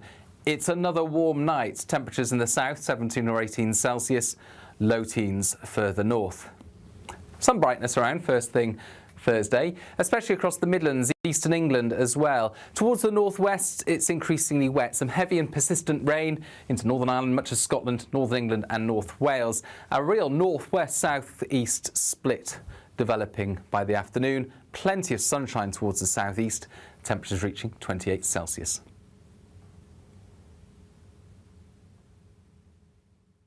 Expect warm spells with the odd rude interruption. Boxed Boilers sponsors the weather on GB News. Have you got World Cup fever yet?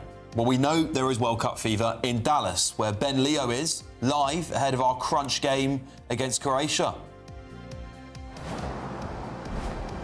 Yes, it's game day here in Dallas, Texas. England kick off their World Cup campaign against Croatia this evening to end 60 years of World Cup hurt. Any guesses, viewers and listeners back home, how England fans have been celebrating ahead of the big game this evening? More details after the break. At GB News, we love to hear from you, our loyal community. So drop us a line at gbnews.com/yoursay. There you can talk to each other and also to the presenters live on air. gbnews.com/yoursay, because GB News is your channel, Britain's news channel. Bold. They are under no illusion. Ray. Are you a human trafficker? Boundless. I've had enough of the nonsense, and I'm not afraid to say it. Don't get us on the BBC. Every weeknight, I tear through the headlines. The smell of gasoline. Should we be worried about it? From Westminster madness to cultural war chaos. What I'm going to do now is they are throwing things out the car as we speak. Get ready, Britain. Here we go. Patrick Christie's tonight, weeknights from 9 p.m, only on GB News, Britain's news channel.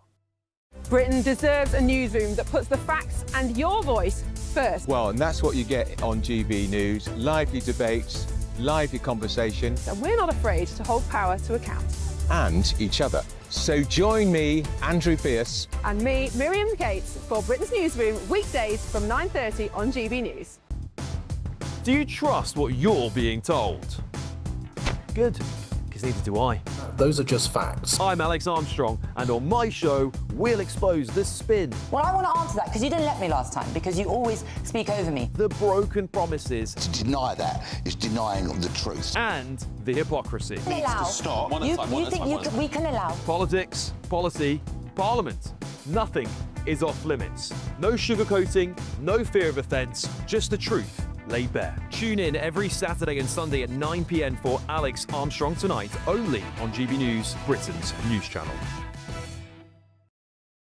Hi, I'm Michelle Dewberry, and my show is your opportunity to cut through all the noise and dive in headfirst to some robust debates. Ideas clash. Situation, No, Because the failure is... You're deliberately avoiding my point. Nothing's held back, And if you think this is the end of it, wait for more. and we do not shy away from the difficult stuff. Sometimes I want to shake people and say, if only you understood. So join me on Dubes & Co. weeknights at 6 p.m, only on GB News, Britain's news channel.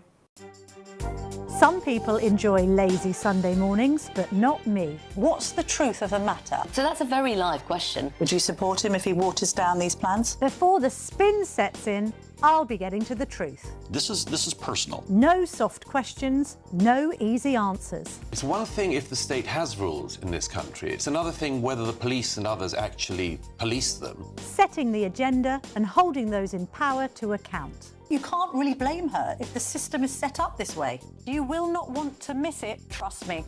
The Camilla Tominey Show, Sundays from 9:30, only on GB News.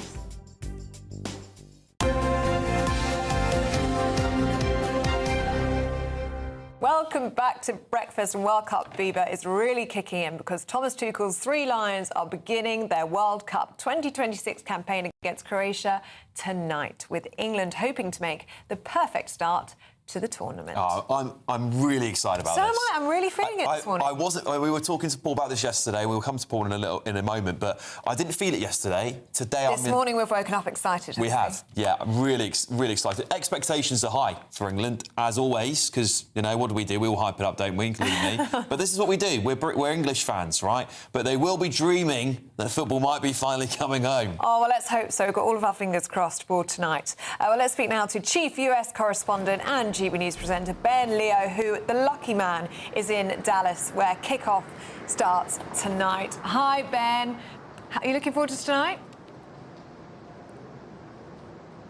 Good morning, you two. Yes, I've been looking forward to it for a very long time. And actually, England are playing rather late in the day. The World Cup, of course, kicked off more than a week ago. We've had to wait for the likes of Mexico. Scotland had their first game a couple of days ago in Boston as well. But finally, the big game day has arrived. I'm outside the England team hotel, where hopefully the Three Lions squad are sleeping soundly ahead of their big game against Croatia this evening. I've been out all day with England fans in Dallas, all across the city. Everybody's been boozing, having a good time, singing songs.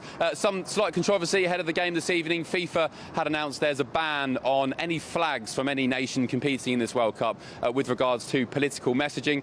In reference to England, it's been reported that any flags or banners or indeed songs which talk about Keir Starmer or criticise Keir Starmer, calling him a so-and-so, will be banned. Any flags at the entrance to the stadium will be confiscated, and sadly, any supporters found to have those flags or singing songs inside the stadium this evening will be booted out. I caught up with a couple of fans earlier outside a Boozer to ask them about Flaggate. This is what they said. Any fans bringing banners or flags with sort of political messaging, i.e. Keir Starmer's a so-and-so, they won't be allowed in. What's your thoughts on that? It's free speech until it's against what they want to hear, isn't it? Yeah, when it's against certain people, then it's against. But if it was about the opposition, then they'd be allowing it. So it's, do you know what I mean? So keep an eye on that one. Elsewhere, any guesses, Alex and Ellie, which favourite Texan pastime England fans have been indulging themselves in this evening ahead of the big game tonight? Any guesses, Alex, Ellie? Yeah, I've got a little bit of a guess, actually, Ben. Rodeo. Yeah, bull riding. Yeah, it's got to be. OK, let's take a look. Play the clip.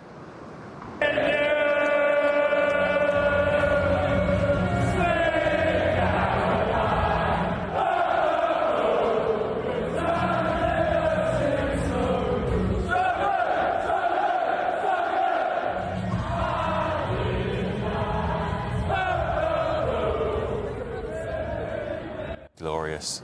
Ben, that is yes, well glorious. done, Alex, Ellie. No prizes. England fans en masse Yeah, thousands of them attending the rodeo here in Dallas this evening. And I'm not sure the Americans, the native Texans, were expecting such a loud crowd, but there we go. That's the Three Lions on tour. This evening, around 4,000, only 4,000 fans are going to have tickets for the big game. Ticket pricing is another big topic of conversation. At the start of the World Cup, final tickets were priced at around $1,500 each. Now, though, because of sort of dynamic pricing, as they call it, a ticket to the final is anywhere up to $31,000. But I tell you what, for now, the World Cup final is a long way away. England start their campaign tonight against Croatia. It's the first group game, and there's a long road ahead. Alex, Ellie. Yeah, Ben, just briefly, how are English fans being received by the Americans? Because I have been so entertained by the social media clips of English fans chanting like the one you just showed us there, Ben. How is that being received? Because we know Americans aren't the best at their chants for their sport chants. They're a little bit wet, aren't they? Yeah, I've seen a few DC United games in Washington, and the Americans, when it comes to soccer, as they call it, they're very sedate. It's nothing like, I don't know, West Ham, Millwall, where you get all sorts of colourful language. They have a chant which says something along the lines of, I believe that we will win, I believe that we will win. So when you have England fans all across the city today singing with pints in their hands and all sorts of fruity language going on, yeah, they enjoy it. It's something new. And actually, the Americans love soccer, as they call it, football, it's real name, of course. All the fans sporting different kits today. I spoke to Americans wearing Croatia kits. There was a couple of American fans wearing England kits and St George's outfits as well. So the Americans, props to them. They are getting stuck in, despite, as you said, their kind of sort of wet nature when it comes to real football. I don't think Dallas is going to know what's hit them tonight when those England fans go into the stadium. There's going to be so much excitement, isn't there? Ben, Leo, thank you very much. You lucky man. Thank you. All right, well, talking of football, should we get to Paul Coit? Because it is a big day for England. It is a huge day, yeah. I love it when you get... I've run into a lot of American fans before, and they'll always support the USA. USA. And then as soon as USA are, I go, hey, I am German. Yeah. Hey, I'm 15th generation German. So that's my team. And so it's like, well, you pick and choose whoever you want. Right, that's right. But here, it's England or nothing. Yeah, totally. I mean, Croatia tonight, and this is not going to be an easy game, and I don't have a problem with that. I do very much think England will win. It's all about momentum. It's all about... And so if it doesn't go the way we want, it doesn't matter because, well, in what we've noticed in the past is that you've had big teams that tend to lose early on will then go on and then start playing because it's all about tournament football is different from anything else. But I'm very confident. Harry Kane, I can't say enough about Harry Kane. You know that. You know how much I love him. By far, England's greatest goal scorer. He's not far off of... He's only 11 games away from Peter Shilton's record, who we'll speak to very shortly, has more caps than anybody else. So he spoke yesterday. This is third World Cup under his belt, and this is what he had to say at the press conference last night. So, throughout a career, you need a lot of things to go your way and fall into place at the right time, and I feel like it has for this tournament. So for sure, it's one of the best opportunities we will have as a team to win it, and I think everyone is eager to first of all just start well tomorrow and prove that we have the capabilities of going far in this tournament. It's all about not saying we're going to win it, but saying that we can win it. Yeah. Because you don't want to come over and arrogant, but also you've got to be positive as well. Yeah. And that's the way I think England are playing it at the moment. Harry Kane's 32. Yep. Is this his last World Cup? No, because, look at Lionel Messi. He's 38. Yeah, he's got just scored a hat-trick last night at 38. Yeah. Cristiano Ronaldo is 73. He's playing for Portugal today. So there's plenty that are still doing it, but let's get through this today. Yeah. I would love to see him be the first England captain to lift the World Cup in 60 years. Yeah. Anyway, talking about Peter Shilton, the man that's 125 caps, played in 3 World Cups as well, more clean sheets than any goalkeeper in World Cup history, and it's an honour to have him with us. Great Peter Shilton. Hey, Peter, good morning. Morning, Paul. Really great to see you. Are you confident? I don't know whether I do this at every World Cup, but I think it's a different confidence, but I feel very good about this team. What about you?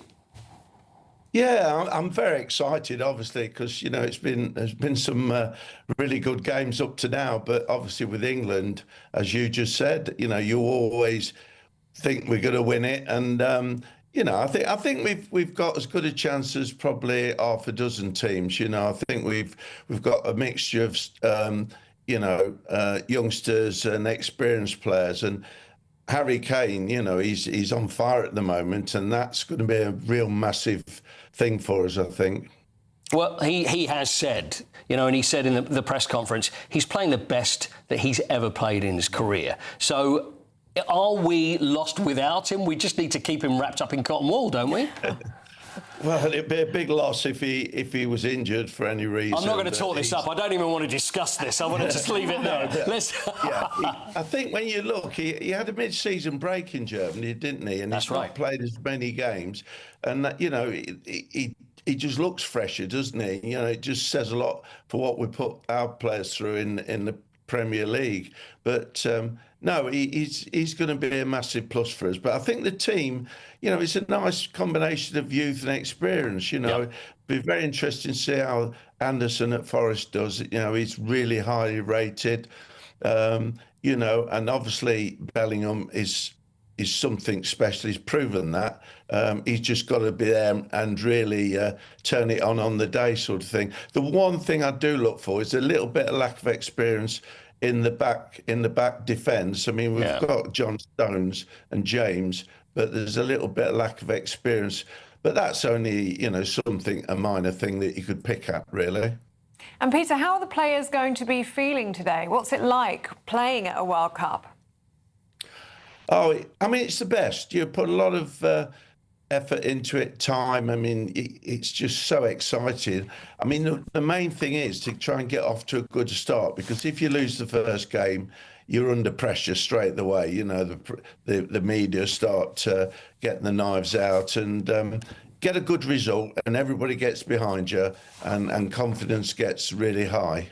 I've got to ask you, Peter, best and worst moments for you at a World Cup, what are they?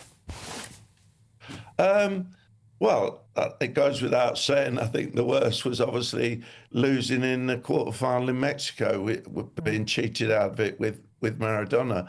Did you know it was the hand straight away, as he's come up to you with that famous hand of God, as he called it? Yeah, I knew I was getting the ball up just above him, and he knew that. So he took a chance with it, and you know, the rest is history. It was 1-1 England and Argentina, one to the referee as well, I think. But I think on a positive note, getting to the semi-final in Italy was a fantastic achievement, and you know, losing on a penalty shootout was obviously disappointing, but it was still a great achievement.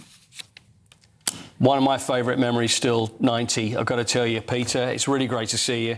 Enjoy tonight. Enjoy the tournament. We've got our fingers crossed. We can do this, can't we? I'm not going to say we're going to, but this is something that we can do. It's a good attitude to have, and I'm pleased to see it. We're not, you know, saying getting on our high horse and saying we're going to win it, but we're sounding confident, which is a good thing. Great stuff. Good to see you, Peter. Enjoy it tonight. Thanks very much. Paul. Great, Thanks, Peter. I'll tell you what. One of the greats. I'm so look at these beautiful graphics we've got behind us. Yeah, love it. I mean, this is what it's all about. But the one thing we haven't seen today is the hype on the front pages, and I think that's a good thing. Yeah, it's building, and it is going to build. And we've had it where we've gone too early, we've got overexcited. We're going to do this. We're the greatest of this. We're quietly confident. It just feels. It feels different. I say it every year. I know, but it does. It feels a little different. Yeah. It does. And I'm very confident. And if things don't go our way against Croatia tonight, don't worry. Yeah. It's going to be fine. We've got viewers saying it has to be 5-0, so that's... No, let's say the opposite. Let's just win it. I don't care if it a comes win is a off win. Harry Kane's backside and goes into the corner of the net. Doesn't matter as long as we win. That'll good. Right. All the good stuff will come later. Quite right. Thanks, Paul. Thank you.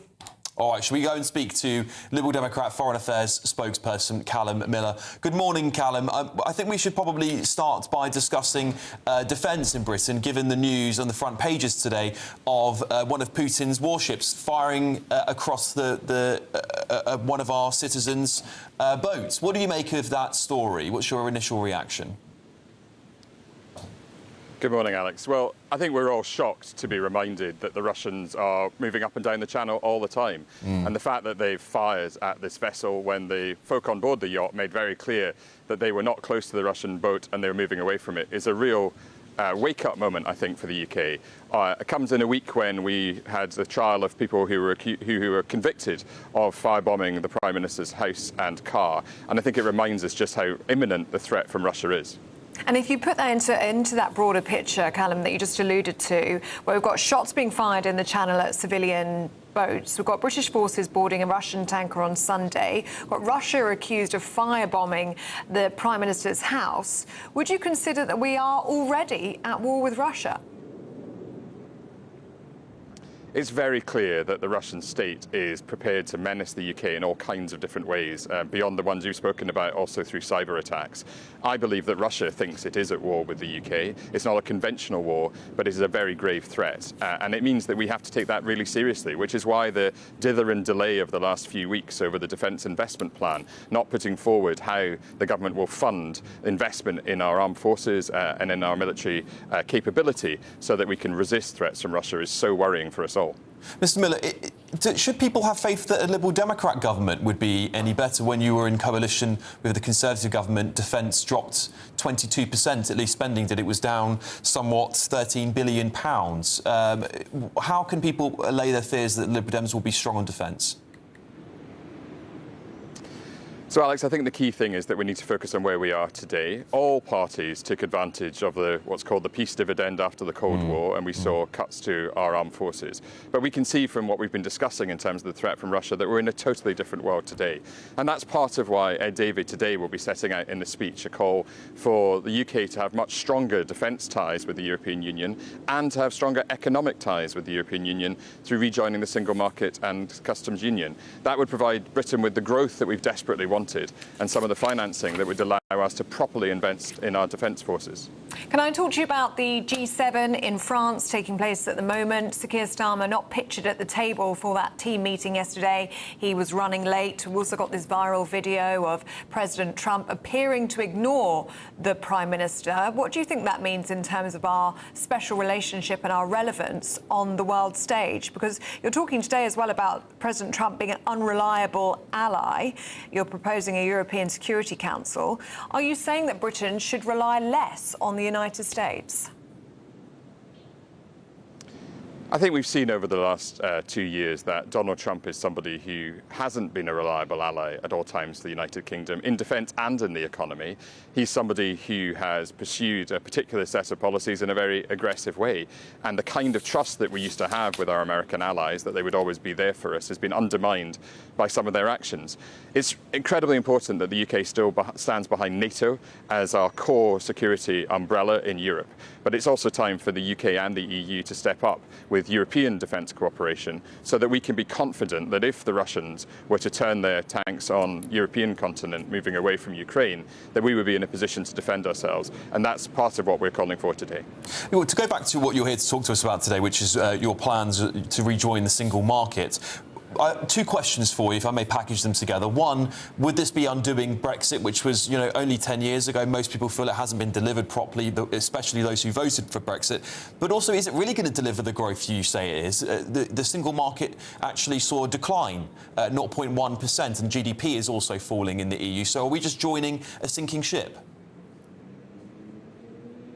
Well, as you rightly say, we're just coming up to the 10th year anniversary of the vote to leave the European Union. And I think most people could agree that what we've had over the last 10 years hasn't represented a success for the United Kingdom, both those who voted for and against. We've seen very much a flatlined British economy. We've seen an absence of growth and jobs. And that's what this Labour government said it was going to deliver when it came into office. So what we're saying is it's time for a reset. It's time for us to reconsider carefully whether or not we've got the right relationship with the European Union. Joining the single market, joining the customs union would give British exporters access to 500 million consumers. It would provide a great opportunity for them to sell into those markets. And I think one way to think about it is that the way in which the Conservative government, egged on by Nigel Farage, delivered Brexit, tied many of our businesses up in red tape.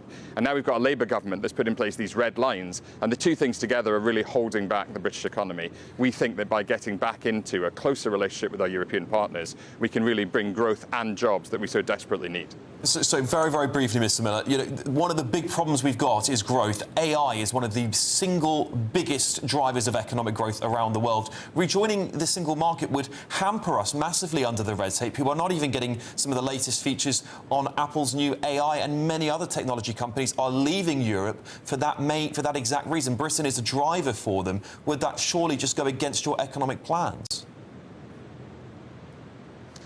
It's really important that the UK has much more opportunity to influence regulation in Europe. And at the moment, we don't have any influence at all. It's a huge market, and whether it's in AI or whether it's in more conventional manufacturing services and goods, we want to be back in there and back in the conversation so that we can shape the future of this continent, which should be playing at the global table, and the UK can and should be part of that economic story, competing with the US and China in a way that we simply can't do on our own, as the last 10 years have demonstrated.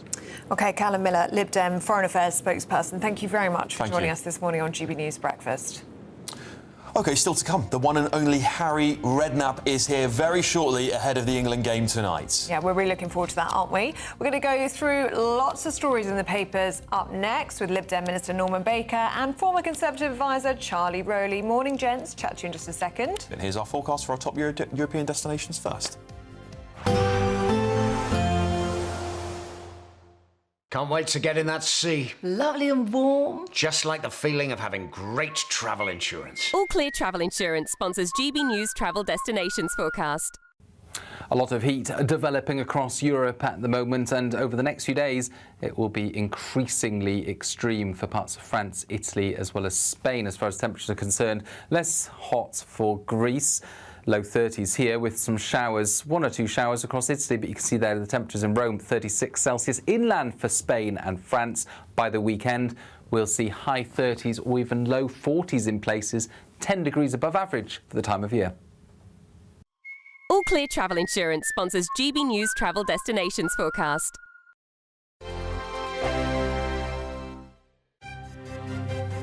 GB News Breakfast. Every day from 6 a.m. But there's a huge amount of psychological evidence. There's lots of theories about when people make decisions and follow them with actions, their behaviour becomes consistent with the choice they made. So if you get married, you're more likely to see each other with rose-tinted spectacles, that kind of thing. The signal value of marriage is absolutely huge. I was talking to a young couple who are newly engaged just the other day, and they said it was amazing how it actually changed the way that they felt about their relationship. So it does provide extra security, and doing it in front of your friends makes a huge difference as well. It holds you to account. So there's a huge psychology behind the act of marriage. So it would be weird if there wasn't any effect at all. I found that your family background, so your age, your education, income, affects about half of your chance of staying together. GB News, the People's Channel. This is GB News, Britain's news channel.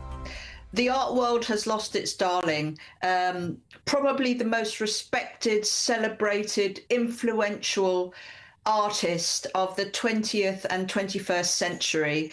And as you say, you know, career spanning 7 decades, whether you're looking at his portraits or his Californian swimming pools or his spectacular Yorkshire landscapes, he made art for the people.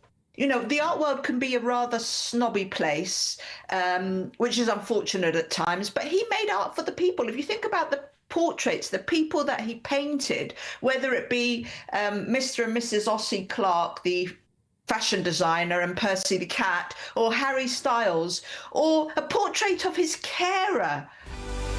GB News, the People's Channel. This is GB News, Britain's news channel. Well, I'm going to try and explain what SpaceX is. It's set to become one of the most valuable companies in the world. But it's not just about rockets. Everyone will be aware.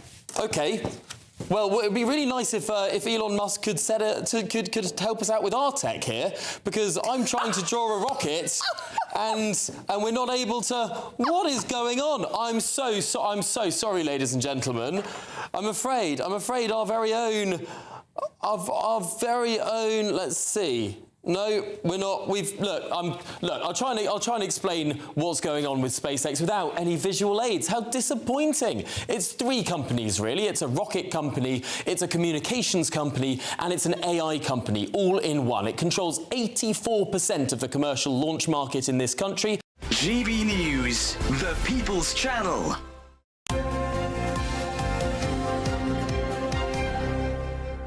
All right, well, we do have a couple of royal stories to talk about. You're right, Norman Baker and Charlie Rowley here to talk about what's going through the papers. Look, perhaps we should start on something a bit different here, Norman. Minister objects to Thames Water deal. What does that mean for us? Well, what it means for us is we need to persuade the government to get some backbone and get a grip on Thames Water, because whatever you think about privatisation generally, the privatisation of the water industry has been a complete disaster in this country. Ridiculous. It's cost us an absolute fortune. A great many people have made a lot of money out of it. They've built up a debt mountain of, I think it's 137 billion they've borrowed against Thames Water. In the meantime, leakage levels are high, sewage is being poured out into our rivers. It's an absolute disgrace. And in my view, we should renationalise the water industry. I agree. Yeah. Do you agree, Charlie? I'm leaning towards it, actually, funny enough. Of all the things that need to be sort of taken into, the government needs to grip on, water is the key. I mean, the trains nonsense is, I mean, people get delays all the time. They'll get even more delays under a nationalised rail system, I'm afraid. So all of that money that's spent on Great British Railways, a total, I mean, Norman will maybe contest that, I don't know, as a former transport man yourself, but I think that's a total waste of money. But when it comes to the water, when actually you're seeing time after time, not necessarily Thames Water, but southwest water. And southeast, actually. And southeast, yeah. I knew there was a reason for this, but the southwest. Yeah, Tunbridge Wells had really. Tunbridge Wells have got no. Yeah. Well, Tunbridge Wells. People without water for days. Yeah. Absolutely, and that is, if you are a chief executive of a particular company providing a public service where you're putting people's health at risk by not doing the very, very basics, it's not hard. To be perfectly honest about it, you've only got one job to do, and that's to keep the pipes clean. If you can't do that, then you shouldn't be in a job. And I think the reality is because so many of them are failing, I think Norman's right to say the entire system is clearly broken. It is. I mean, look, the privatisation of it was not a bad thing in of itself, because these companies were supposed to come in and actually make it better. And for a time that they did, but they kept coming, asking for more money year after year, delivering a poor service. And it is basically a monopoly. These individuals of those individual companies have got no competition. They've got no oversight. They've got no regulation. They were debt-free when they were privatised, and Thames Water's now got a debt of 17.6 billion. We also desperately need to build reservoirs. We do. Yes. The last reservoir to be completed in this country was before I was born. No, really? Yeah. When was it? 1992. Ridiculous. Yeah. There's one being built at the moment in Hampshire, but it's not going to be completed until 2029. This is the first major reservoir in over 30 years in this country. Yeah, I mean, you're right. It does beg a belief, doesn't it? It beggars belief. And I think the thing is, I'm all for capitalism, I'm all for competition, but where there can't be a competition existing, and I actually agree with this on the railways, you can't have a fair system, can you? Well, the railways is a bit more complicated because you've got open access operators on the railway. But in terms of the water, what you do, I think Fergal Sharkey said this, is you require the water companies to put all their debt on the balance sheet, and then immediately all go bankrupt. And then there's no cost to the public from taking over the water companies. That's what happened with Railtrack back in about 2002. But polluting our rivers and all the rest of it now, sees, I mean, it's just, we're surrounded by water, for goodness sake. Yeah. You would have thought that in 2026 we'd be able to sort of get water in. Water everywhere, not a drop to drink. Very good. Charlie, talking about being wasteful, this is going to wind up our viewers. Taxpayers are footing the bill for MP's gym in Westminster. Yes, there is a gym in the base of Parliament in Westminster, of which I used to be a member. And Norm and I are having this discussion outside. It is quite small. It is a bit pokey. And I'm all for, as it happens, our MPs being on top of their game. I want them to be, whatever their party, I want them to be, as fit as they possibly can be in order to make the best decisions. And, they're up late, they're having debates in the Commons and all the rest of it. The idea, however, that the taxpayer is funding a charity, as it is a charity that runs this particular gym, because people aren't signing up to it, people aren't paying the 45 quid membership, which I have to say has gone up since I was there. It used to be about 36 to 39 quid.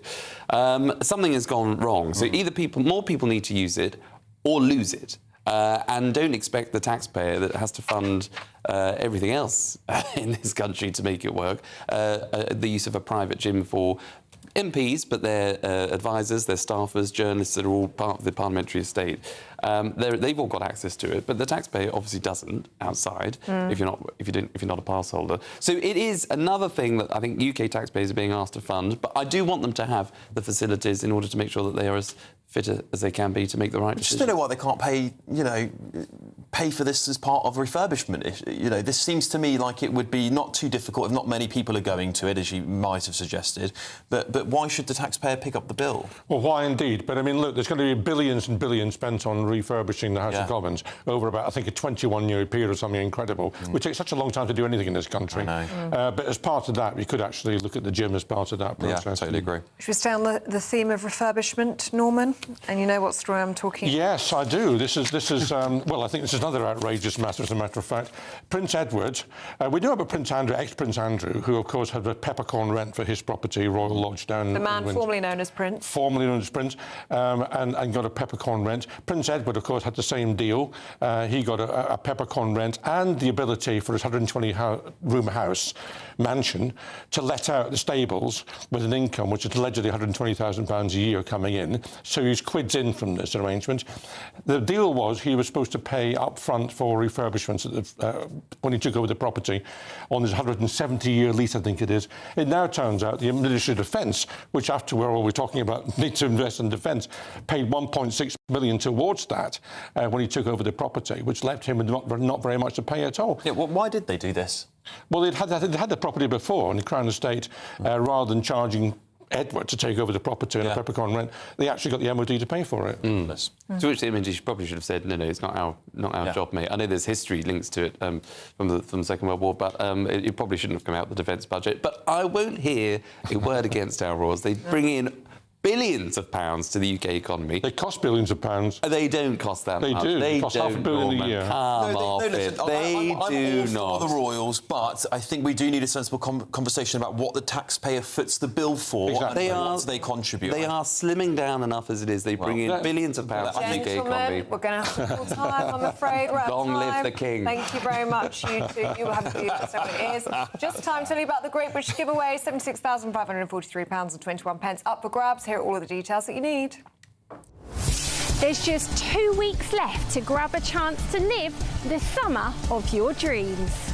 As we could be making all of those dreams come true this year with a totally tax-free £76,543.21 in tax-free cash to be won. Someone really has to win it, and it could be you.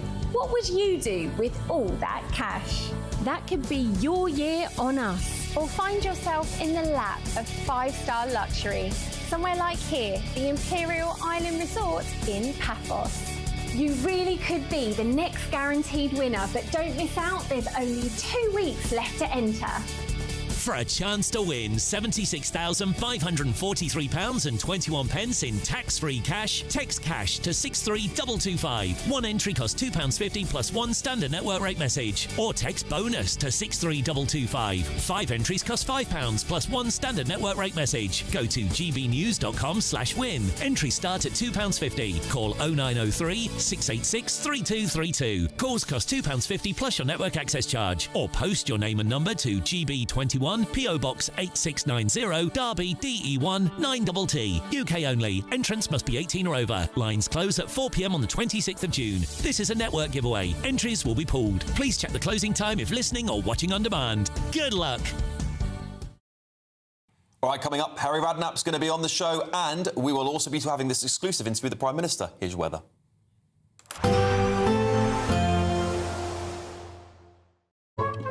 Today's outlook: cool, calm and completely horizontal. Boxed Aircon sponsors the weather on GB News.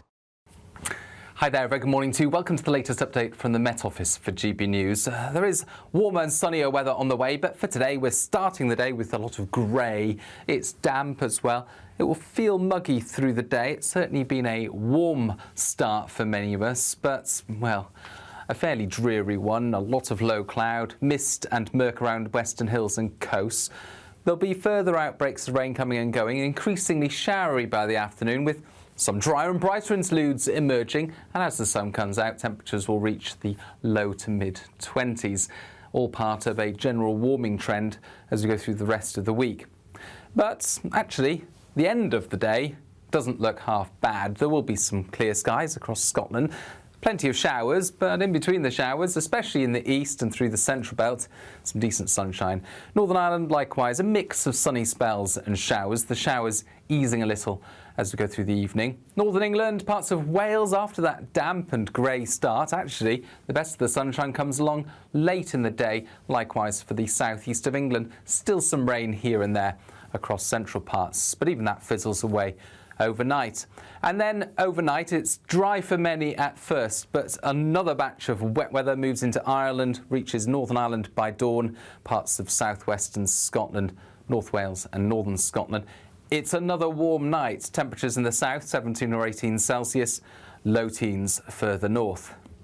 Some brightness around first thing Thursday, especially across the Midlands, eastern England as well. Towards the northwest, it's increasingly wet. Some heavy and persistent rain into Northern Ireland, much of Scotland, Northern England and North Wales.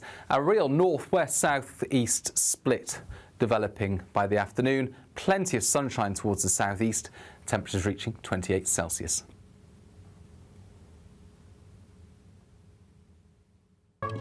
Today's outlook: cool, calm and completely horizontal.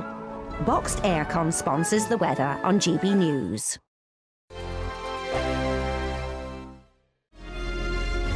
Thank you, Britain, for making GB News Radio such a huge success. Whether you're in the car, on the go or listening at home, thank you for choosing us as your radio station. Good morning. This is the latest AI travel news from gbnews.com. The A9 southbound is closed between Dunblain's A820 Doon Road Junction and Keir Roundabout due to a collision.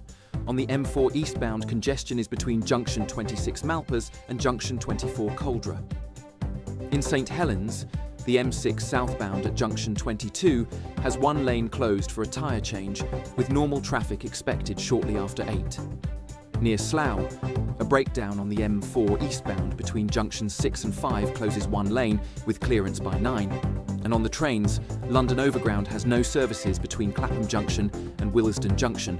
For more travel news, go to gbnews.com.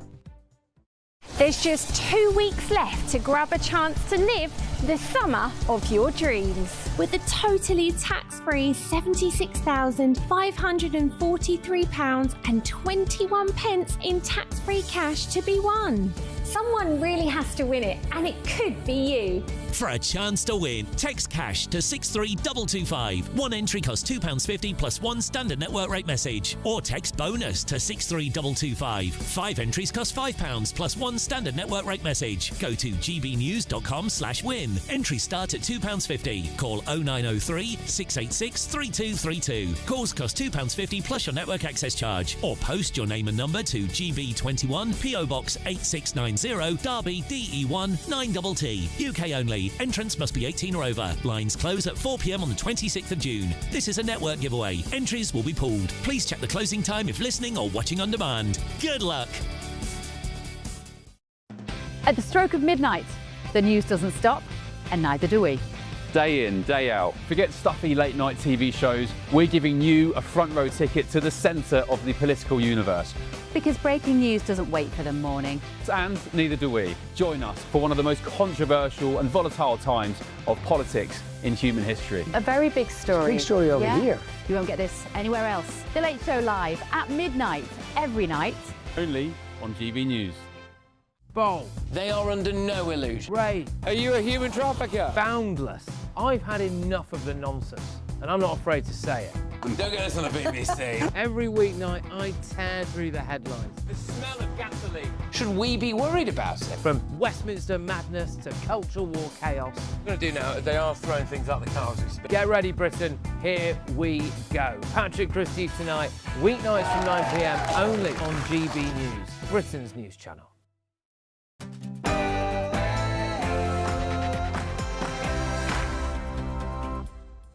Good morning. The threat of Britain's enemies looms large this morning after a Russian warship opens fire in the Channel. A retired British couple reveal the exact moment the warship fired shots at their yacht in an exclusive interview with GB News.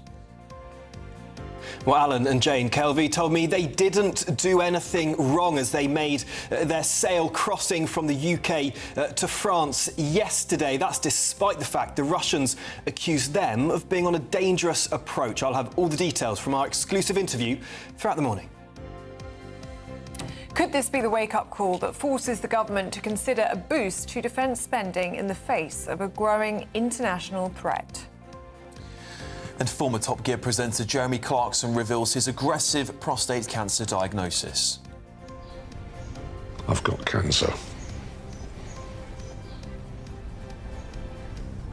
No. Yep.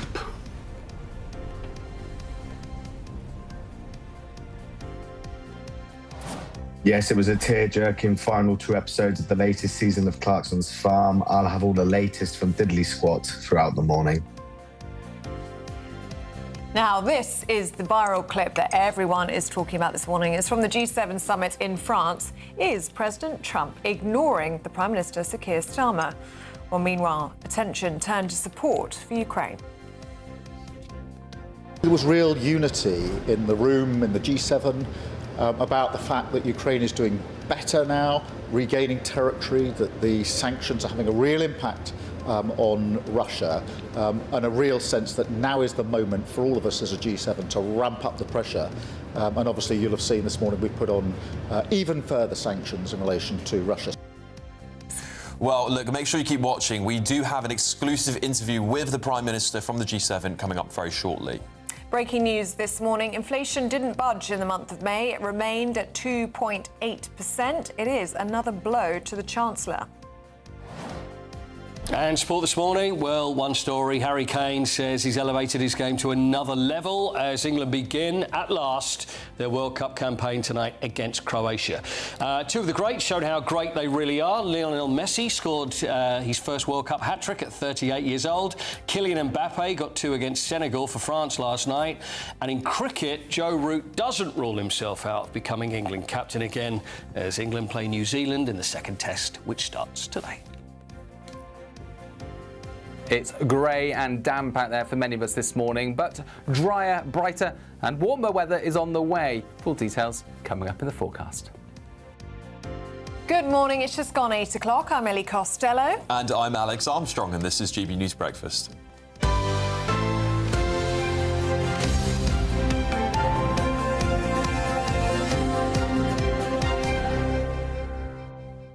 A Russian warship has fired warning shots at a yacht owned by a British couple, marking a rise in tensions with Moscow. Retirees Jane and Alan Kelvey told GB News that they didn't do anything wrong.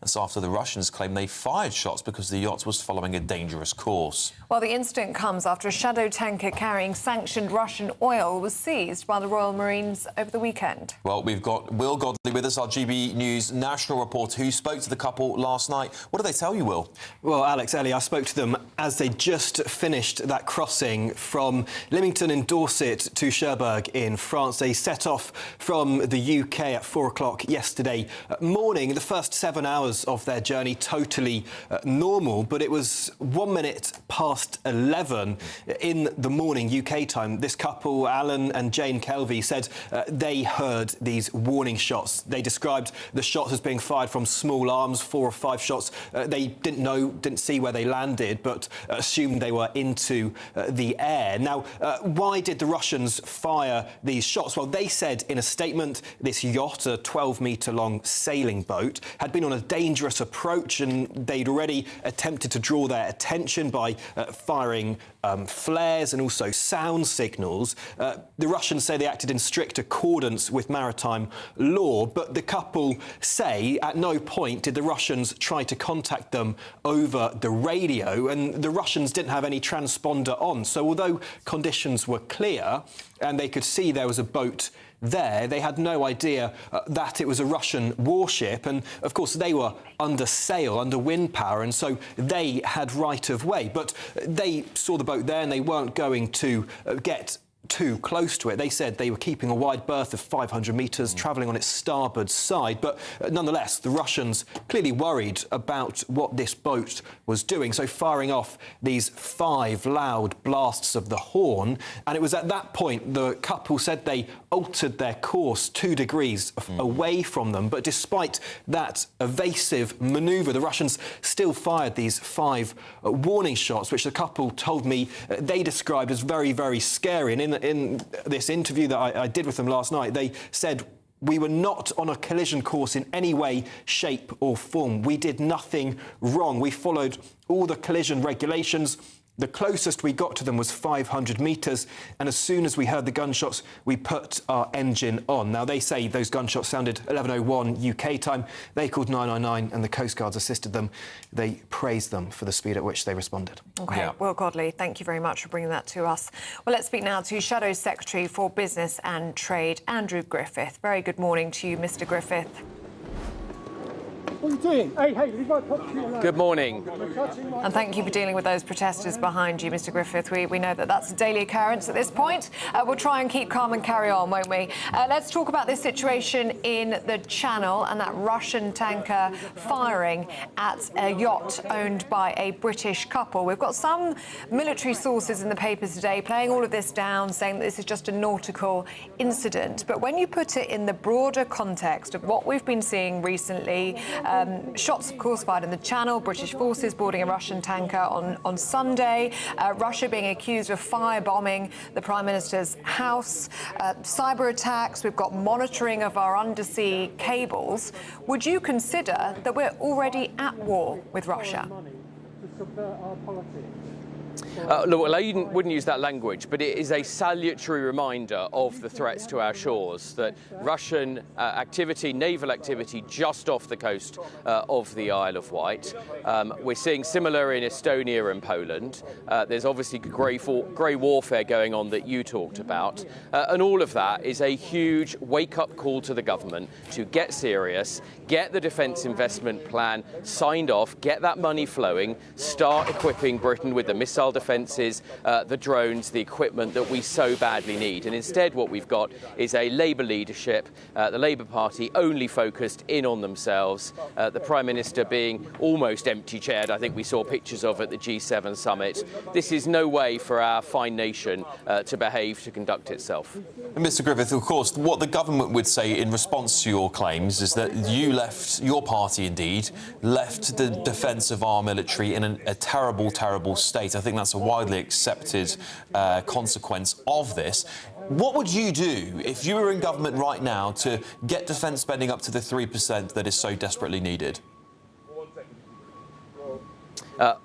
Prioritise defence above all else, reform the welfare system so that fewer people are making a living on Benefit Street and we're having the defence of our nation that we need, and get growth. Enact the Conservative plan for business with lower energy costs, less red tape, simpler taxes, and a government that properly celebrates business. Can I talk to you about inflation? Because inflation has unexpectedly stayed at 2.8%. Higher transport costs offset by slower food price rises. What's your response to those figures?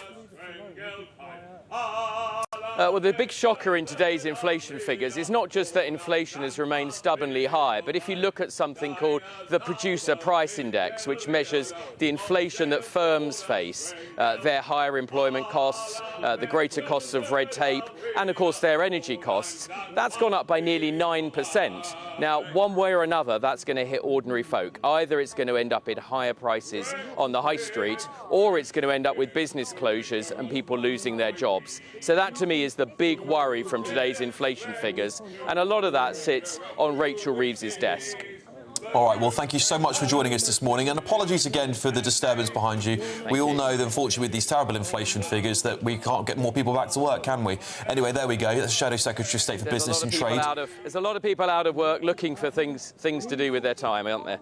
Quite right there, Andrew Griffiths. Thank you very much for joining us again this morning on Breakfast, and hopefully one day we can find a soundproof booth to put all these government shadow ministers and government ministers in, because perhaps that would perhaps solve the problem. But there we go. And we know it irritates you as well, so we do apologise. Yeah, we do. Not much we can do about it, as it is public space. Yeah. And obviously They have a right to protest. And it's not just us interviewing these members of parliament and these ministers as well. It's other broadcasters too. So there's always a need for it to be in a space that is shared by others. So look, we'll try and figure out. We're always trying to figure out ways we can do this, but while keeping the tradition of MPs being. We did have a good day the other day, and somebody just made this point. It was a rainy day, and somebody just had a brolly and just blocked it out, so we couldn't see anything. Yeah, it's not a bad idea, is it? Yeah. Give everyone a brolly. Yeah, maybe that's the way. Anyway, at 10 minutes past 8, let's take a look at some other stories coming into the newsroom this morning. Yes, an independent report into the grooming gang scandal has been published. It contains harrowing testimonies from victims and whistleblowers. The report, led by Restore Britain leader Rupert Lowe, claims gangs were able to operate with what it calls active or passive consent of public authorities. New research has found that parents now expect to support their children financially until they're in their mid-20s. Some say the bank of mum and dad could stay open until children are in their 30s, raising concerns about parents' own retirement plans. And food price pressure is now expected to last into 2028, leaving families facing hundreds of pounds more on grocery bills. Well, industry leaders say inflation may not hit the worst case peak, of course, but the squeeze is lasting for far longer than expected.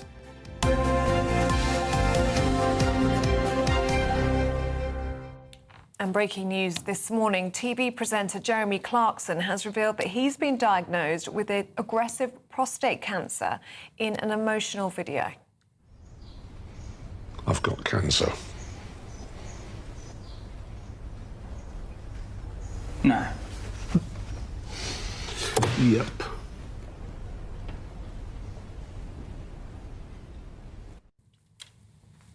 Well, the former Top Gear host shared the news in the final episodes of the 5th series of Clarkson's Farm. The 66-year-old says the cancer was caught early, but he's taking time off during the harvest to undergo treatment. And we're now joined by GB News entertainment editor Alex Davies. Alex, this has really shocked the nation today, hasn't it? There's outcry of love and support for Jeremy Clarkson on social media, here on GB News, on Your Say. How has he reacted to this across his own social media, and what's your take on it? Well, bearing in mind this was filmed probably summer last year, that they've kept this under wraps, and he's been pretty active on social media. He was addressing the F1 results at the weekend. As I mentioned, he was celebrating the Hawkston Farmers Choir win at Britain's Got Talent. But he did take to Instagram yesterday to tease that these last 2 episodes, which were released this morning, would be a very emotional affair. He had this to say. But the final 2 episodes, which drop in the middle of the night tonight, they're none of those things, really. They're a difficult watch. They're really, really difficult. Yeah, so like you say, Clarkson's Farm has become Amazon's biggest show. Jeremy Clarkson's been the face of Top Gear, the Grand Tour. He's been on our screens for the best part of 3 decades. So the news that this cancer diagnosis has sent shockwaves throughout the show's fandom. He revealed it. We think the scenes were filmed about June last year. He has undergone treatment. The final episode of the latest season of Clarkson's Farm ends with him in hospital, where he says that particular bout of treatment went awry. But as we mentioned earlier, I was at Diddley Squat not too long ago for a couple of farming events. He's on his feet. He's still flanked by Amazon camera crews, so it looks like he will be fit and ready to return for a 6th season, as and when that does get released.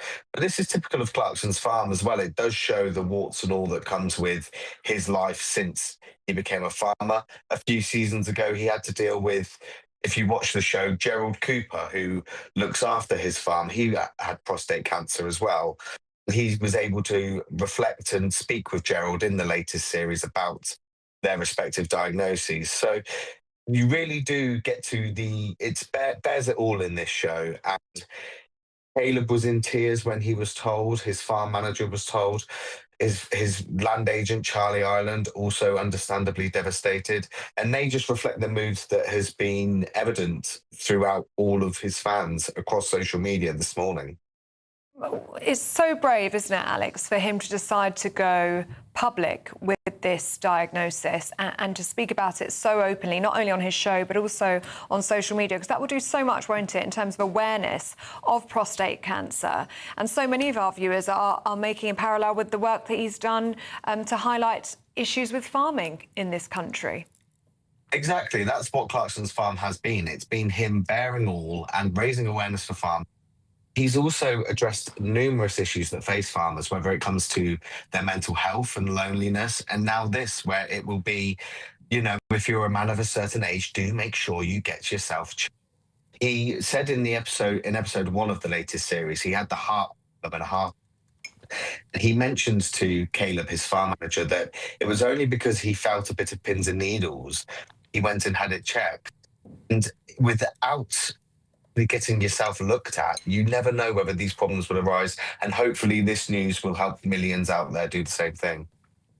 Thank you so much for joining us this morning to talk about this very sad story about Jeremy Clarkson. He's a very well-loved individual in our country, isn't he? And he does so much for farmers. He's done so much, actually, for farmers. Really has brought it into the light, hasn't he? All of the issues affecting farmers on a daily basis. Alex Davis, thank you very much indeed. So many of you sending your love. And 123 says, lots of love to you, Jeremy, from this household. And he is a household name, isn't he? And loved by so many of you. So I know that so many of you are going to be wishing him well and his family, sending them all the best as well.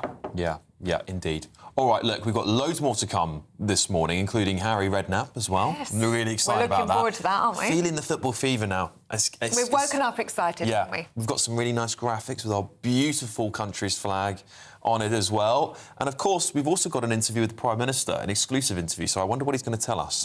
Christopher Hope sat down with him at the G7, so we will bring that to you as soon as we can. In the meantime, though, let's get a check on your all-important weather with Ada McGibbon.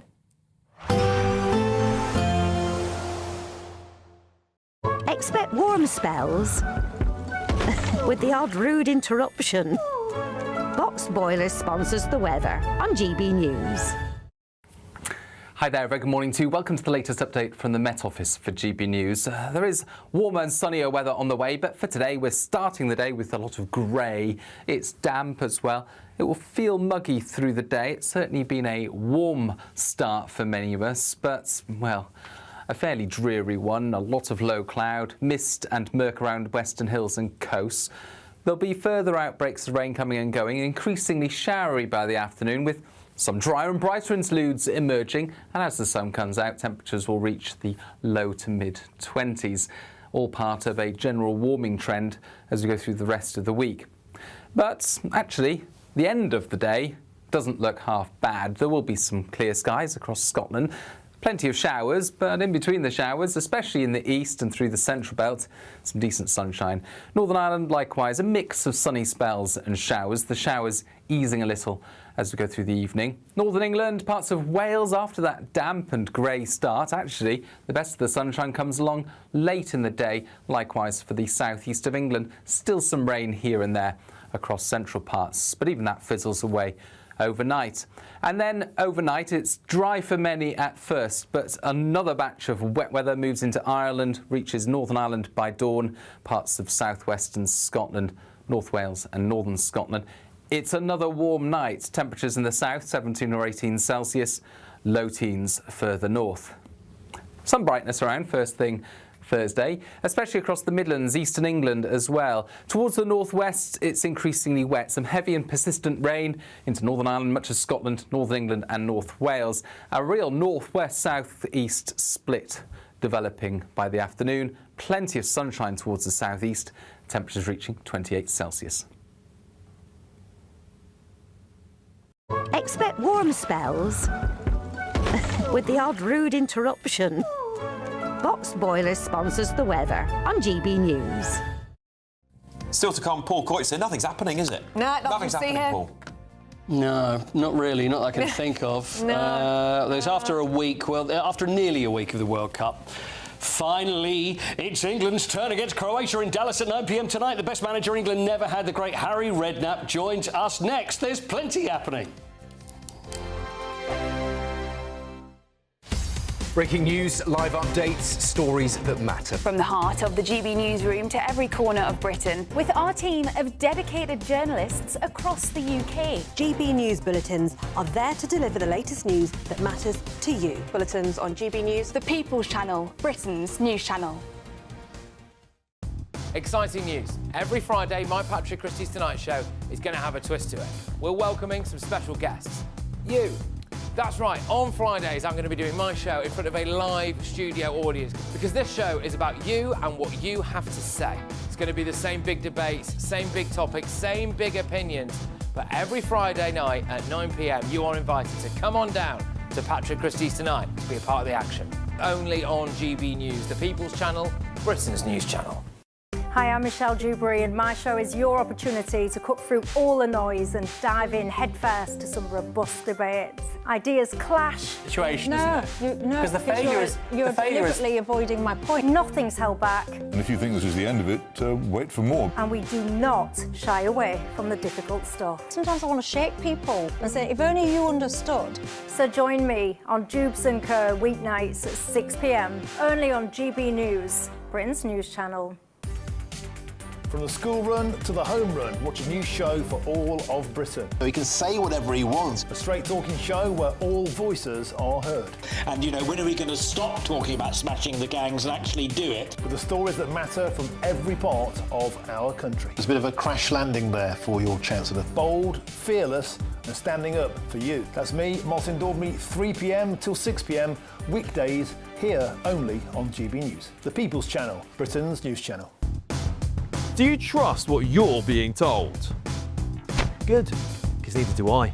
Those are just facts. I'm Alex Armstrong, and on my show, we'll expose the spin. Well, I want to answer that, because you didn't let me last time, because you always speak over me. The broken promises. To deny that is denying the truth. And the hypocrisy. We can allow. Stop. You think we can allow. Politics, policy, parliament. Nothing is off limits. No sugarcoating, no fear of offence, just the truth laid bare. Tune in every Saturday and Sunday at 9 p.m. for Alex Armstrong Tonight, only on GB News, Britain's news channel. I've been in Westminster for a long time, but I know that though power may be here, its effect on people's lives is across the whole of the country. We may be where rules are made, but it's where they're implemented that matters. Join me, Jacob Rees-Mogg, for forthright and frank discussion on where Britain has come from, where it's going, and where it will end up. That's State of the Nation, Monday to Thursday, 8 to 9 o'clock. Vox Populi, Vox Dei.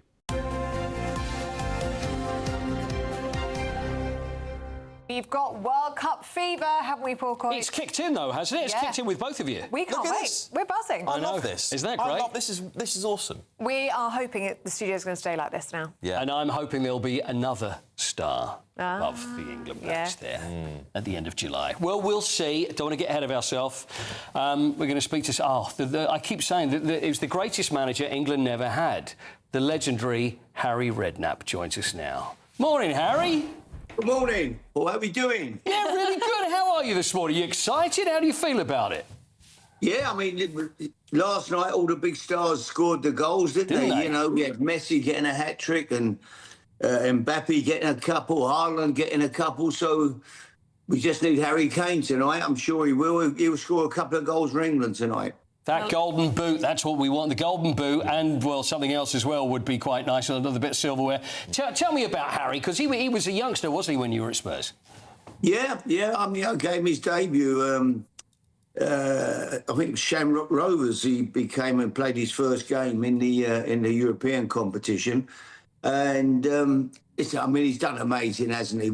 I loaned him out as a young kid to get experience. He went out to all kind, Leyton Orient. I think he went to Millwall. He went to Leicester.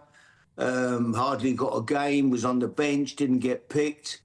But just worked his socks off, Paul. You know, what an attitude he had. He just wanted to be a player. And like, you know, lots of kids come in and just, you know, they've made it. He trained and worked and worked.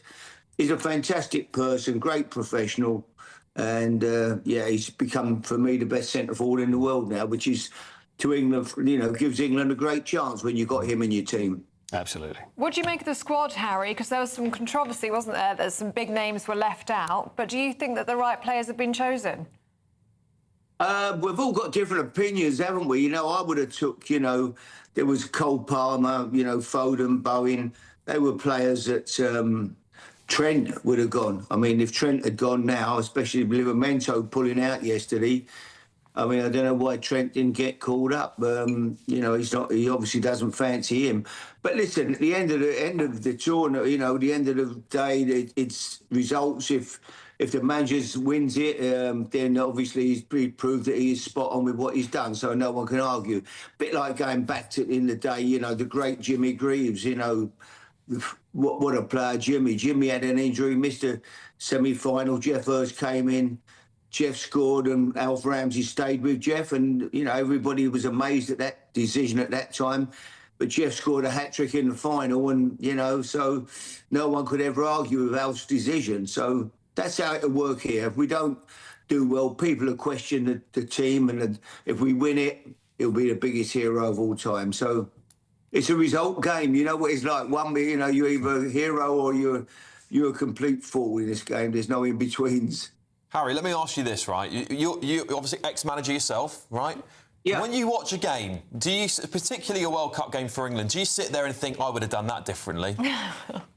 I think any game you watch, you do. I only watch games on my own. I don't go anywhere to watch a football match, you know. If it's on, like, a World Cup, obviously I go to football on some Saturdays, you know, but at home I sit on my own, I had a nice cup of tea. I'll sit here, watch the game. I don't want anybody around me talking rubbish and having silly opinions. I just like to watch it. And yeah, you do. You sit there thinking, well, why didn't he? I'd look to do that. Or, you know, we're looking back at a World Cup, you know, back in the day when, funny enough, Croatia, Luka Modric ran the game against us in a World Cup game. And I'm sitting there thinking I'd have sat someone on him and at least tried to nullify him. We let him have the freedom of you know, and I look back, you know, even further when we've played games, we thought, yeah, I would have done that for sure. But we could all second guess. It's the easiest game in the world being an armchair manager. See, I always say Luka Modric has got a lot to thank you for. He still has a lot to thank you for. There's no question about that.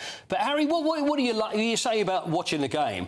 Are you a shouter at the TV? Do you sit very calmly? Are you not? No, I just sit Are you like very the Alf calm. Ramsey, then, in '66? You'll just sit there and very demure? I will when I'm at home, yeah. I don't want to shout. I'll wake Sandra up. She won't be sitting up watching. Yeah. Especially with these late night kickoffs. What's going on? Listen, one more word. No, I sit there and just watch the game. OK, that's the reason I'm not invited over to your place then. I'm far too loud. One more question for you. Now, we mentioned Harry Kane, captain of England. The other one that you've worked with, of course, and knew very well, the late, great Bobby Moore. Now, what was special about Bobby, the last man to lift the World Cup back in 1966? Of course, you played with him at West Ham and knew him really well. Yeah, Paul, he was just a fantastic, not only a fantastic footballer, he was a great person, you know, just so understated in the way he was. He was quiet on the pitch, never slagged anybody off, never went round kicking people or verbal, or just played the game. Great sportsman, read the game, always in the right position. If you'd have gone and watched him play or studied him, you know, you'd have gone, is he quick? No, not really. No, good in the air? Not great. Yep. You know, and he's just playing alongside the centre half as a number 6. You'd have gone, well, you know, mate, yeah, he's not quick. He's not great in the air. No, not really. But he had a football brain that was saying he didn't have to, you know, he read the game so well. He was in the right position before danger even appeared. He just read the game so easy and made it look so simple. And he was just a class act on the field, off the field. I've never met anybody like him. Everybody who played with him or worked with him just loved him, idolised him. You know, all the great players at other clubs. Even the great Norman Hunter was a fantastic player for Leeds. Norman, great guy.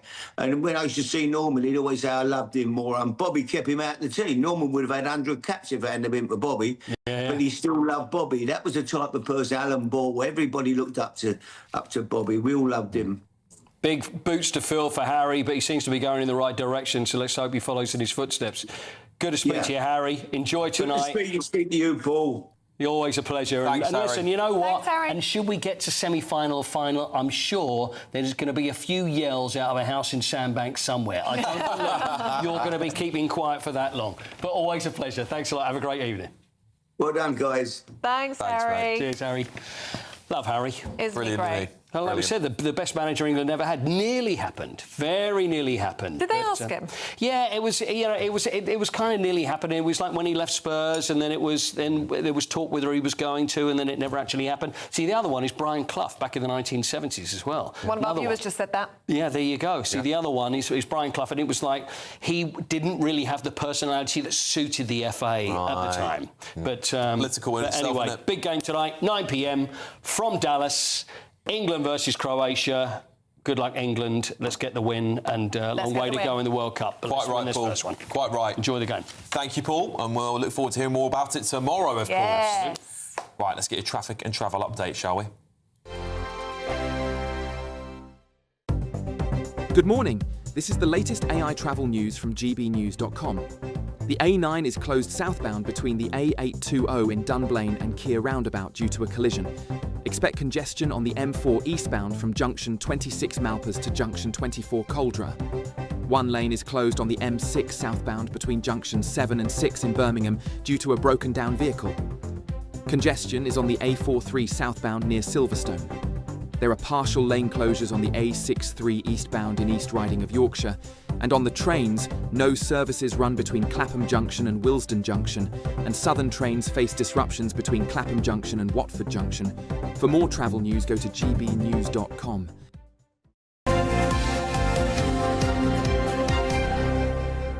Now at 8:31, GB News' political editor Christopher Hope has sat down with the Prime Minister just hours ago, and they discussed everything from illegal migration, small boat crossings in the Channel, allegations of two-tier policing. They covered it all. Let's have a listen.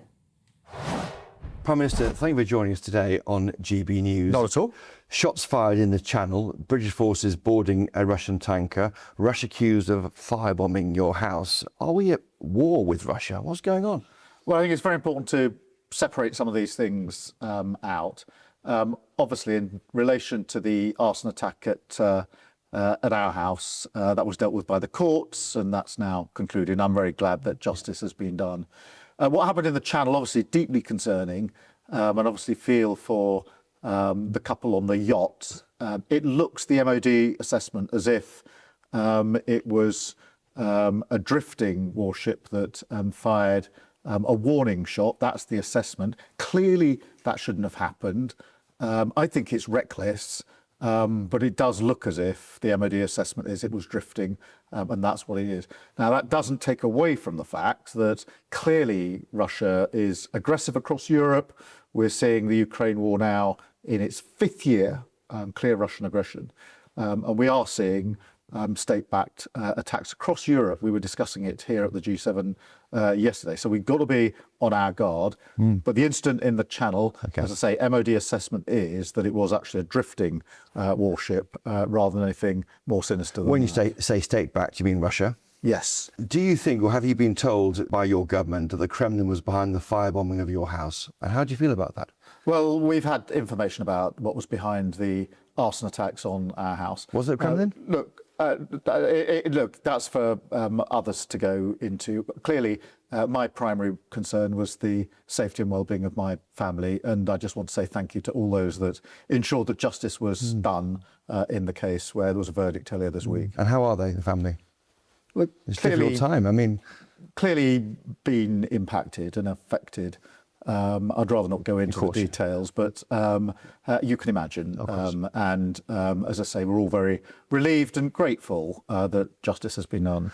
On your leadership, I must ask about that, I'm afraid. At what point do you as individual, you've changed your position on a number of policies, you've lost confidence amongst 100 or so of your backbenchers. Is the problem you? Well, Chris, we won a landslide victory in July 2024. And as soon as we did that, people said to me, it's not possible to stabilise the economy and invest in your public services. We've done both. We've invested in our NHS. Waiting lists coming down at the highest rate for 17 years. The economy has stabilised. That's hugely important because ask anybody across the country, all of your viewers, and they'll say the cost of living is the #1 concern. People have said to me, you won't get migration down. It was nearly 1 million under the last government, lawful migration. It's right down. It's less than a fifth of that now under this government.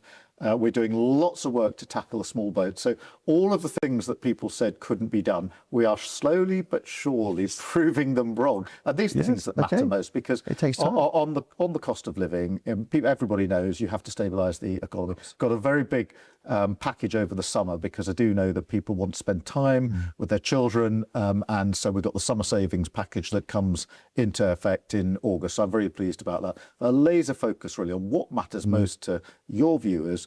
And yeah, here we are at the G7, Iran, Ukraine, big global events, and lots of stuff going on in politics.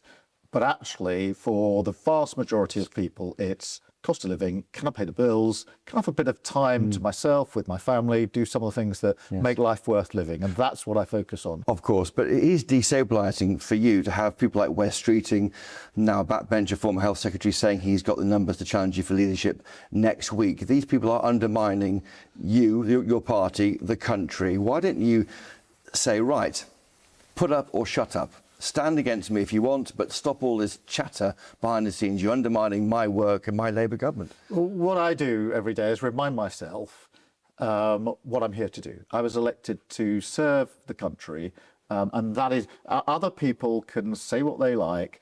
I'm focused on what's my job. My job is to get on, serve the country, bring about the change, try and help solve some of the big global issues that are having such an effect on our economy and our country. So I'm here concentrating on that. That's the right thing to do. And I think most people would say there's always political chatter. We don't want our Prime Minister getting involved in that. What we want is our Prime Minister getting on with the job that we actually elected him in to do, which is get on, do the hard yards, have those discussions with G7 leaders about Iran, made some real progress in the last week, real progress again on Ukraine.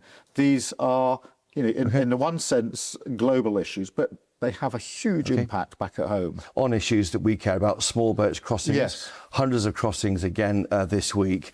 When will you stop these crossings? That's what our viewers are crying out for. No, I know they are, and I understand their concern. We have brought the numbers down. I said that we would smash the gangs. We've done record amounts of arrests.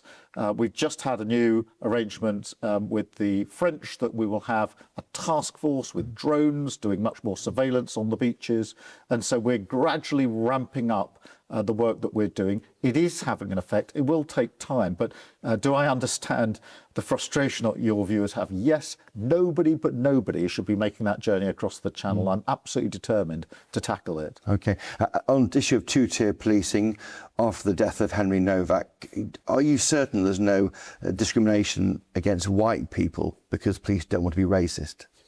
Two things in relation to that. Firstly, I don't think anybody can see the footage of the arrest of Henry Novak and not be concerned and ask themselves, as I do, what role, when racial accusations are made, how does that impact policing? But I want to be really fair. We have a police force that deal with the most difficult circumstances across the country, often running towards danger to protect us. And I think that this notion of two-tier policing, it undermines what they're trying to do. It puts them more at risk. So you don't agree with it? That isn't the right thing to do. Of course, I'm concerned about the particular case. Of course, I think it's right that it's being investigated, and nobody can see that footage and not feel uneasy. There's no doubt in my mind about that. But I do think we owe it to our frontline police officers who every day are out there, often, as I say, running towards danger in order to protect us. I think it's our duty, my duty, to make sure that they've got the support they need to do a difficult job in difficult circumstances. And finally, message to the England team tonight. You'll be back in London, watching it in Downing Street, probably. Oh, look. What's your message? Come on, England. I mean, we'll be back in time for kick-off. It's probably the toughest game we've got in the group, but we've got a great squad, great spirit. So I'm really pleased. And really pleased to see lots of Arsenal players in the team. Bellingham starts? Well, I probably will. I think, yeah. But look, he's got a great squad. He's got lots of talent there. I think we've all watched some of the other games and seen some of the results. Some of them not quite what we were expecting. But look, England absolutely behind them. Back in time to watch it. So much looking forward to that tonight. Prime Minister, thank you. Thank you. Well, GB News' political editor Christopher Hope joins us now live from France. Christopher, I guess the question I have for you is this. You spoke to the man, mano a mano, and did he seem like a Prime Minister in his final, well, let's say months, weeks, days, perhaps? Alex, Ellie, morning from Chateau La Rapée in near Evian. I didn't think that he did seem like the man at the end of his tether with his colleagues in the party, or a man at the end of his career as he faces the possible return of Andy Burnham to Parliament this week and maybe a challenge from Wes Streeting next week. He was half smiling at points. If I said to him, "Is the problem you, Prime Minister?" and he made clear it wasn't him. I mean, he just seems relaxed. I can only say the word is relaxed, unpressured, undaunted. He's always happy on the world stage. He prefers Davos to Westminster, as he said before he became Prime Minister.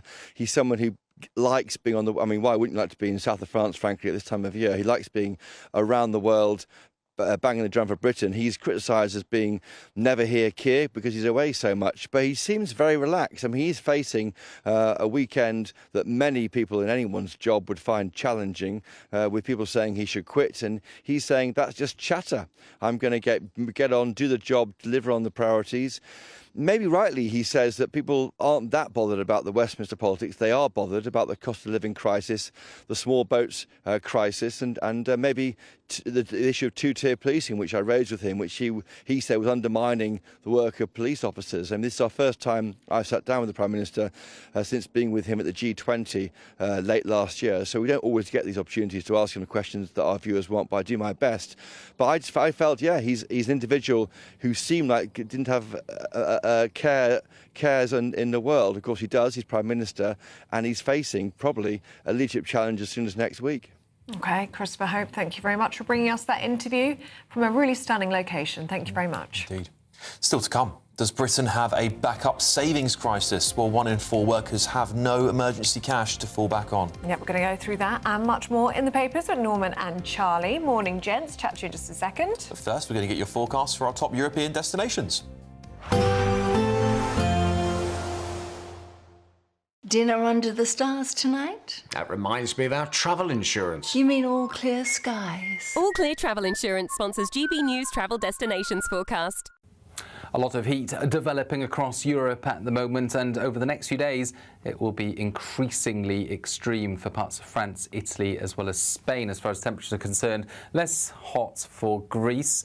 Low 30s here with some showers, 1 or 2 showers across Italy, but you can see there the temperatures in Rome, 36 Celsius. Inland for Spain and France. By the weekend, we'll see high 30s or even low 40s in places, 10 degrees above average for the time of year.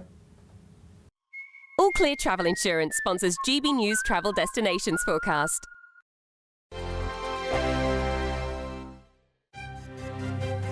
GB News Breakfast. Every day from 6 a.m. Became the norm. Friends just became family, and I just kind of found my love in the streets, really. And then did that then lead to stuff with knives? Yeah, so I was stabbed by 15, and then my best friend passed away in my arms from a stab to the heart. So I'd already had quite a experience with knife crime at that point. I think in life it's important to give people a second chance, and especially when you come back and you were using this to such a positive thing, and your kits already, as you say, have saved several lives, and hopefully it's not even about the saving of lives in that sense, is it? It's if you can prevent people from getting in the situation you were in the first place. This is where education's important. GB News, the People's Channel.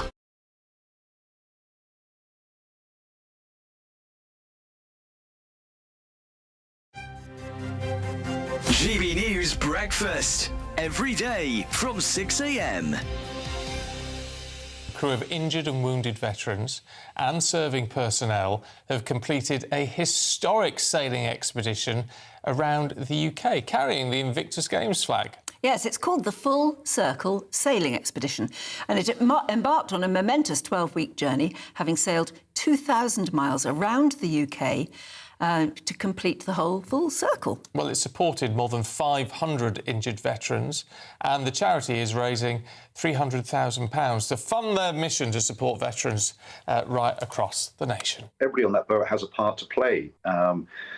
It's everybody gets involved in safely moving that boat from A to B, and like you said, it's that camaraderie and being a part of a team, and you could say to some extent having that mission. GB News, the People's Channel. GB News Breakfast, every day from 6 a.m. Come here, is it a love for the royal family, for the kind of the British pageantry? What is it? You know what, both of those things. I do have a love for the British royal family. I have been royal watching since I was in the 5th grade. That was a long time ago. I watched Indian Style when Lady Di married then Prince Charles, and now he's the king. And I mean, I just love the parade troops, all of that. Oh my gosh, it's absolutely amazing. Which royals do you think you're most looking forward to seeing as that procession comes down the mall a little bit later? I want to see the king. I love seeing the king and the queen because I'm of that era, actually. The Prince Charles King, now King Charles era. So I always look forward to seeing the king, but of course the Prince and Princess of Wales. Well, I think you're going to have a very easy job spotting you in the crowd. That GB News, the People's Channel.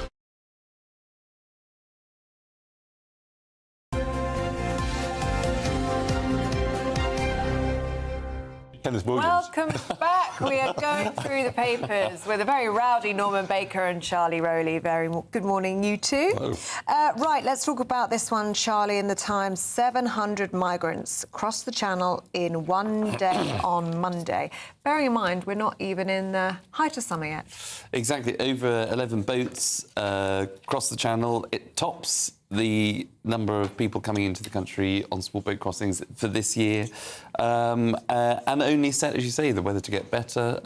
We can only see, I imagine, the problem to get worse. And you had, in that interview with Chris Hope a second ago, the Prime Minister talking about the deal with the French, more surveillance, more drone technology, more money going to France, who were only stopping about 30% of those small boat crossings by their own admission in the last few years. You would hope that that number goes up, but the more that we see people crossing the Channel in small boats, coming into the country, it is not good news for the Prime Minister. It won't be good news for the Labour Party. Norman, it's like the Wild West, the Channel, because it's not only the small boats, is it? Though they're obviously now, 700 in a day is insane. It's insane. But we've also got the Russians open firing. It's the Wild West. Well, it's a very, very busy... I think I'm right in saying it's one of the world's busiest shipping channels. Yes, it is, yeah. And therefore, the number of boats in the channel at any one time per square metre, if you like, is higher than almost anywhere else.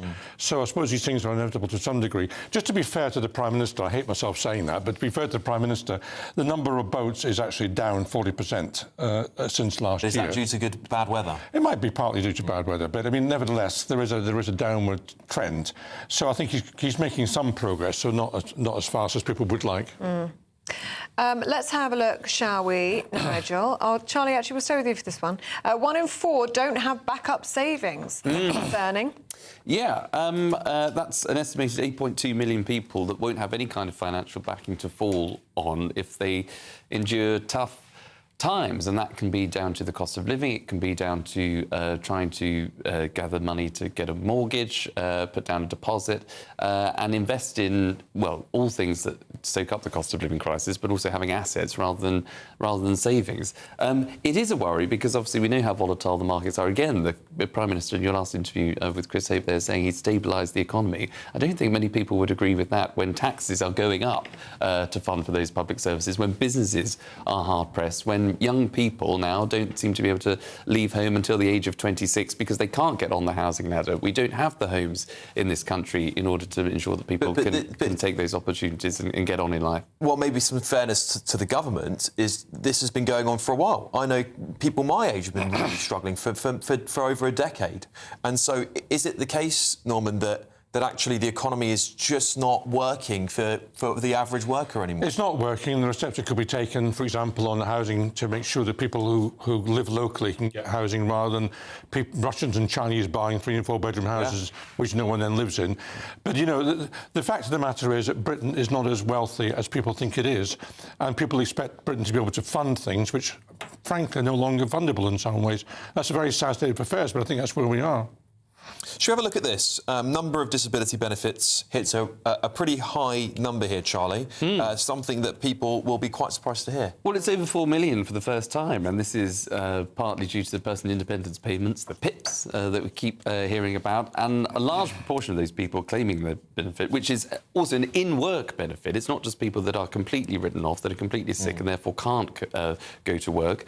Some of it is in-work benefit, which you then ask the question, well, what are they claiming for? And a lot of it is down to anxiety and depression. Depression, obviously, I think is very different to mild anxiety. But the system seems to be geared towards people being able to present themselves with a little bit of anxiety. They want to get a benefit. They want to take from the state, and they're able to do so. You know, 400,000 people, about 430,000 people, I think, have signed on in this way since Labour came to power. Now, that's something that the government will have to wrestle with, because they will argue that they want more people in work. They want to grow the economy. That was their #1 slogan during the election almost 2 years ago, and we're not seeing that. So, you know, and we've got Alan Milburn, who only recently sort of published his findings of how many NEETs there are in the country, people who are not in employment, education or training. So there is a trend here of people feeling as though where there are job opportunities available, but people are turning to benefits rather than going to work, claiming mild anxiety, which a lot of people have, I'm afraid, but that doesn't and shouldn't entitle you, I think, just to claim benefits. We should be encouraging these people to go to work, help them into work through whatever training programmes or personal pathways that they need to in order to overcome that anxiety. But it doesn't mean, if you've got this bit of anxiety, that you can just go to the DWP and start to claim from the state. Norman, it's not sustainable, is it? No, it's not. And I have to say, I hate myself saying this as well, but I entirely agree with that last comment, actually. Oh, my career's over. I know you're through Charlie, but I mean, well, look, there are three big expenditure levels in government. Or topics. One is the NHS, one is debt repayment, and one's welfare. And, you know, frankly, making cuts anywhere else is neither here nor there. You've got to deal with one of those three issues. You can't deal with debt repayment. You can't really deal with the NHS very quickly, but you can deal with welfare. And that's what we should be doing as a country. I know this is getting out of hand, because when I was a minister at the Department for Transport, we dealt with the issue of blue badges. And the number of motorists now who claim blue badges is ballooned out of all proportion. And I always want to just caveat this before we move on to the next story.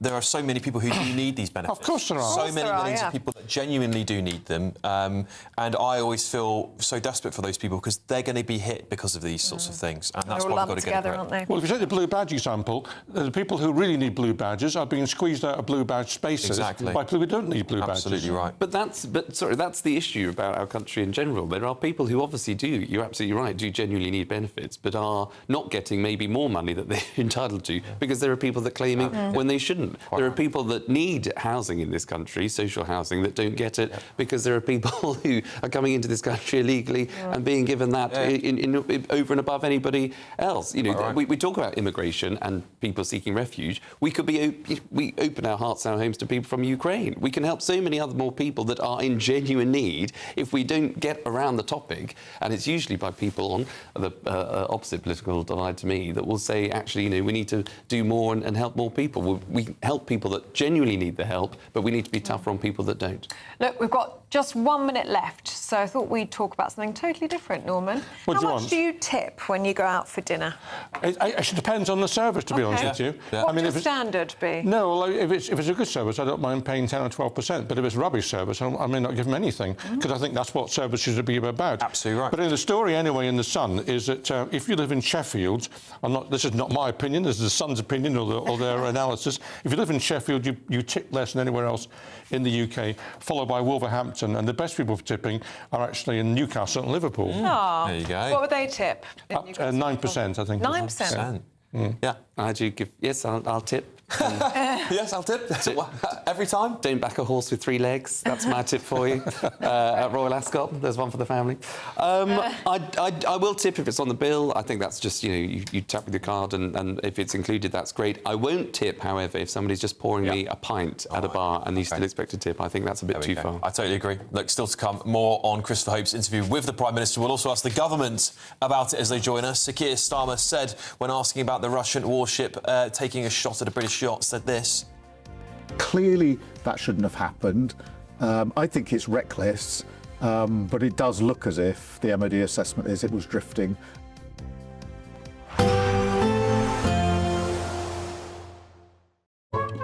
Today's outlook: cool, calm and completely horizontal. Boxed Aircon sponsors the weather on GB News. Hi there, very good morning to you. Welcome to the latest update from the Met Office for GB News. There is warmer and sunnier weather on the way, but for today we're starting the day with a lot of grey. It's damp as well. It will feel muggy through the day. It's certainly been a warm start for many of us, but, well, a fairly dreary one. A lot of low cloud, mist and murk around western hills and coasts. There'll be further outbreaks of rain coming and going, increasingly showery by the afternoon, with some drier and brighter interludes emerging, and as the sun comes out, temperatures will reach the low to mid-20s, all part of a general warming trend as we go through the rest of the week. But actually, the end of the day doesn't look half bad. There will be some clear skies across Scotland, plenty of showers, but in between the showers, especially in the east and through the central belt, some decent sunshine. Northern Ireland, likewise, a mix of sunny spells and showers, the showers easing a little as we go through the evening. Northern England, parts of Wales, after that damp and grey start, actually, the best of the sunshine comes along late in the day. Likewise for the southeast of England, still some rain here and there across central parts, but even that fizzles away overnight.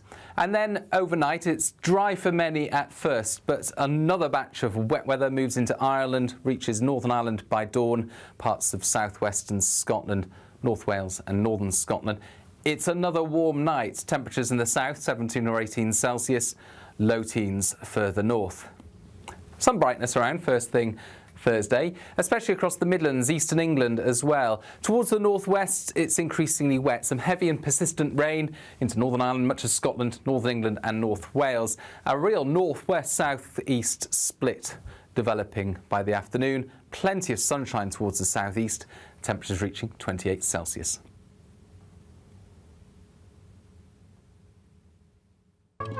Today's outlook: cool, calm and completely horizontal. Boxed Aircon sponsors the weather on GB News.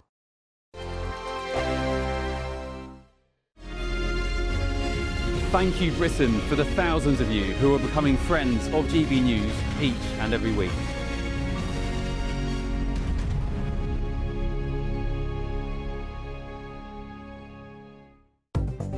Good morning. This is the latest AI travel news from gbnews.com.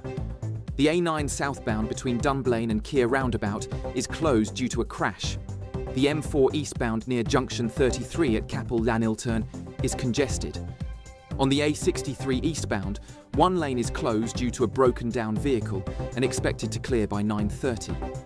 The M1 northbound between junction 5 and 6 has one lane closed until around 10:30. Congestion on the M25 anti-clockwise at junction 2 in Kent causes a 10-minute delay. And on the trains, no services run between Clapham Junction and Willesden Junction on London Overground.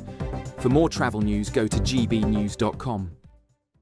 There's just 2 weeks left to grab a chance to live the summer of your dreams. With a totally tax-free £76,543.21 in tax-free cash to be won. Someone really has to win it, and it could be you. For a chance to win, text cash to 63225. One entry costs £2.50 plus one standard network rate message. Or text bonus to 63225. 5 entries cost £5 plus one standard network rate message. Go to gbnews.com/win. Entries start at £2.50. Call 0903 686 3232. Calls cost £2.50 plus your network access charge. Or post your name and number to GB21 PO Box 8690 910 Derby DE1 9TT. UK only. Entrance must be 18 or over. Lines close at 4 p.m. on the 26th of June. This is a network giveaway. Entries will be pulled. Please check the closing time if listening or watching on demand. Good luck. From the school run to the home run, watch a new show for all of Britain. He can say whatever he wants. A straight talking show where all voices are heard. And, you know, when are we going to stop talking about smashing the gangs and actually do it? With the stories that matter from every part of our country. There's a bit of a crash landing there for your Chancellor. Bold, fearless and standing up for you. That's me, Martin Dordme, 3 p.m. till 6 p.m, weekdays, here only on GB News. The People's Channel, Britain's news channel. Bold. They are under no illusion. Ray. Are you a human trafficker? Boundless. I've had enough of the nonsense, and I'm not afraid to say it. Don't get this on the BBC. Every weeknight, I tear through the headlines. The smell of gasoline. Should we be worried about it? From Westminster madness to cultural war chaos. What I'm going to do now, they are throwing things out the car as we speak. Get ready, Britain. Here we go. Patrick Christie's tonight, weeknights from 9 p.m, only on GB News, Britain's news channel.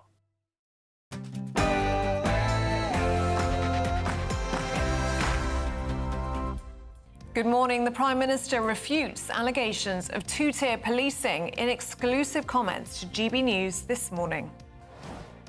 Two-tier policing, it undermines what they're trying to do. It puts them more at risk. So you don't agree with it? That isn't the right thing to do. Of course I'm concerned about the particular case. Of course I think it's right that it's being investigated. Speaking to GB News political editor Christopher Hope, the Prime Minister also revealed his view on whether the government is doing enough to tackle the small boats crisis. We have brought the numbers down. I said that we would smash the gangs. We've done record amounts of arrests. We've just had a new arrangement with the French that we will have a task force with drones doing much more surveillance on the beaches. Well, Sakir also responded to the news that a Russian warship shot directly at a British yacht in the Channel. Clearly, that shouldn't have happened. I think it's reckless, but it does look as if the MOD assessment is it was drifting.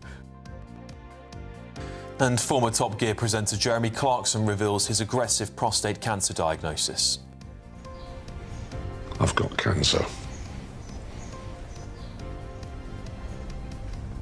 No. Yep.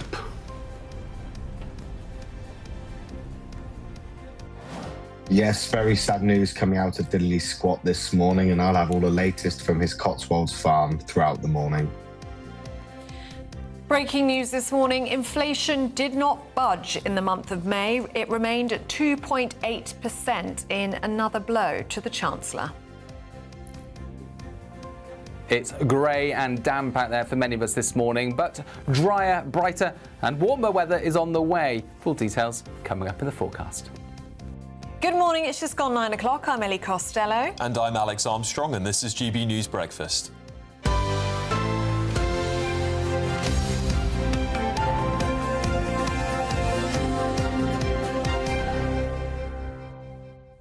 Let's get straight into our top story because Sir Keir Starmer has warned that claims of two-tier policing are undermining public confidence and putting officers at risk.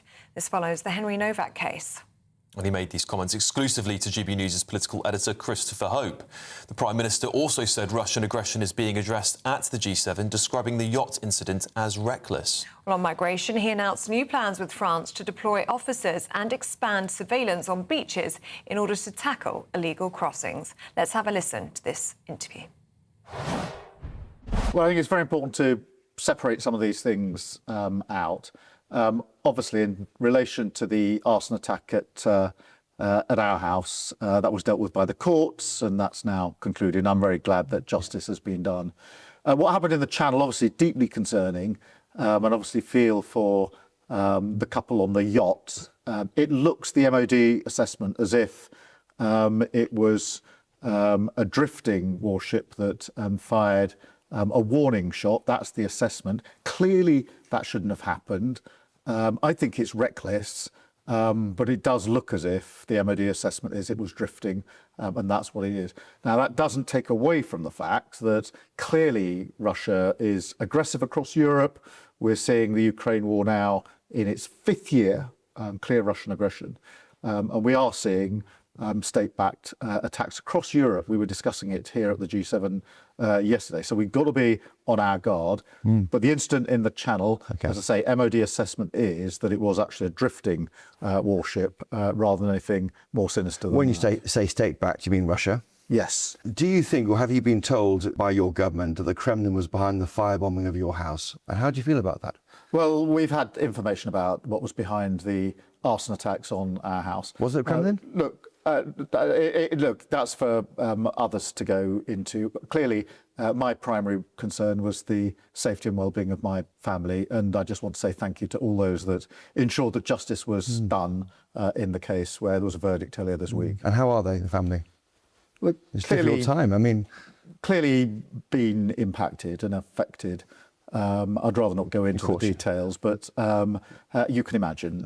As I say, we're all very relieved and grateful that justice has been done. On the issue of two-tier policing after the death of Henry Novak, are you certain there's no discrimination against white people because police don't want to be racist? Two things in relation to that. Firstly, I don't think anybody can see the footage of the arrest of Henry Novak and not be concerned and ask themselves, as I do, what role, when racial accusations are made, how does that impact policing? But I want to be really fair. We have a police force that deal with the most difficult circumstances across the country, often running towards danger to protect us. And I think that this notion of two-tier policing, it undermines what they're trying to do. It puts them more at risk. So you don't agree with it? That isn't the right thing to do. Of course, I'm concerned about the particular case. Of course, I think it's right that it's being investigated, and nobody can see that footage and not feel uneasy. There's no doubt in my mind about that. But I do think we owe it to our frontline police officers who every day are out there, often, as I say, running towards danger in order to protect us. I think it's our duty, my duty, to make sure that they've got the support they need to do a difficult job in difficult circumstances. On issues that we care about, small boats crossings, yes. Hundreds of crossings again this week. When will you stop these crossings? That's what our viewers are crying out for. No, I know they are, and I understand their concern. We have brought the numbers down. I said that we would smash the gangs. We've done record amounts of arrests. We've just had a new arrangement with the French that we will have a task force with drones doing much more surveillance on the beaches. And so we're gradually ramping up the work that we're doing. It is having an effect. It will take time. But do I understand the frustration that your viewers have? Yes, nobody but nobody should be making that journey across the Channel. I'm absolutely determined to tackle it. Well, there you heard it from the Prime Minister interviewing Christopher... Well, the other way around, actually. Christopher Hope interviewing the Prime Minister. The GB News' political correspondent Olivia Utley's joining us. Quite a broad range of topics covered in this interview, Olivia. What was the biggest takeaway for you?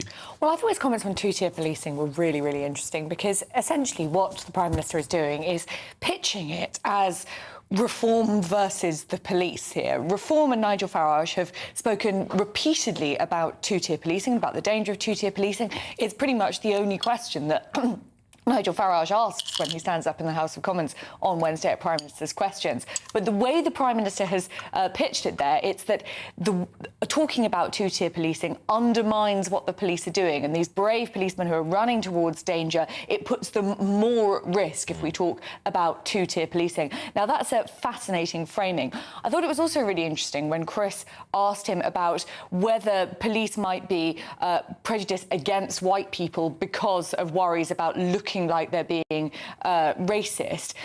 He couldn't quite say no, but he couldn't quite say yes either. He gave a little spiel about how fantastic the police force are. He said that there were sort of questions to be answered. He posed it as a question, but he wasn't actually able to say either, no, there is definitely no prejudice going on in the police, or yes, there is a bit of prejudice and we're going to address it. I think that's quite a difficult line for the Prime Minister and the Home Secretary to try and straddle. I think at some point they're going to have to come down on one side or the other. It'll be fascinating to see what comes of this review of that NPCC guidance, which was so controversial, which essentially says that police should treat incidents in a racial way. They should be wary of racial incidents. They shouldn't be colourblind.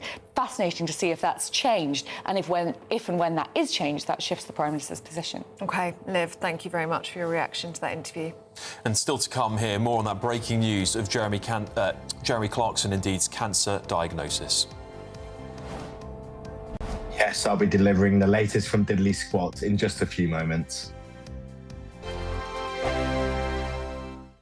Britain deserves a newsroom that puts the facts and your voice first. Well, and that's what you get on GB News. Lively debates, lively conversation. And we're not afraid to hold power to account. And each other. So join me, Andrew Pierce. And me, Miriam Gates, for Britain's Newsroom, weekdays from 9:30 on GB News. Bold. They are under no illusion. Ray, are you a human trafficker? Boundless. I've had enough of the nonsense, and I'm not afraid to say it. Don't get us on the BBC. Every weeknight, I tear through the headlines. The smell of gasoline. Should we be worried about it? From Westminster madness to cultural war chaos. What we're going to do now is they are throwing things out the car as we speak. Get ready, Britain. Here we go. Patrick Christie's tonight, weeknights from 9 p.m, only on GB News, Britain's news channel. Hi, I'm Michelle Dewberry, and my show is your opportunity to cut through all the noise and dive in headfirst to some robust debates. Ideas clash. Situation, no, isn't it? No, because the failure is you're deliberately avoiding my point. Nothing's held back. And if you think this is the end of it, wait for more. And we do not shy away from the difficult stuff. Sometimes I want to shake people and say, if only you understood. So join me on Dubes & Co. weeknights at 6 p.m, only on GB News, Britain's news channel. From the school run to the home run, watch a new show for all of Britain. He can say whatever he wants. A straight-talking show where all voices are heard. And, you know, when are we going to stop talking about smashing the gangs and actually do it? With the stories that matter from every part of our country. There's a bit of a crash landing there for your Chancellor. Bold, fearless and standing up for you. That's me, Martin Daubney, 3 p.m. till 6 p.m, weekdays, here only on GB News. The People's Channel, Britain's news channel. Welcome to Free Speech Nation with me, Josh Howard. This is the show where each week we see what's happening in the world of culture, current affairs and politics. First we'll say, welcome to the UK. Oh, thank you. And we're not afraid to use our free speech so that you can use yours. It's not controversial in the slightest to anyone who hasn't lost their mind. Free Speech Nation, Sunday nights at 7 p.m, only on GB News, the People's Channel, Britain's news channel. Some people enjoy lazy Sunday mornings, but not me. What's the truth of the matter? So that's a very live question. Would you support him if he waters down these plans? Before the spin sets in, I'll be getting to the truth. This is personal. No soft questions, no easy answers. It's one thing if the state has rules in this country. It's another thing whether the police and others actually police them. Setting the agenda and holding those in power to account. You can't really blame her if the system is set up this way. You will not want to miss it, trust me. The Camilla Tominey Show, Sundays from 9:30, only on GB News.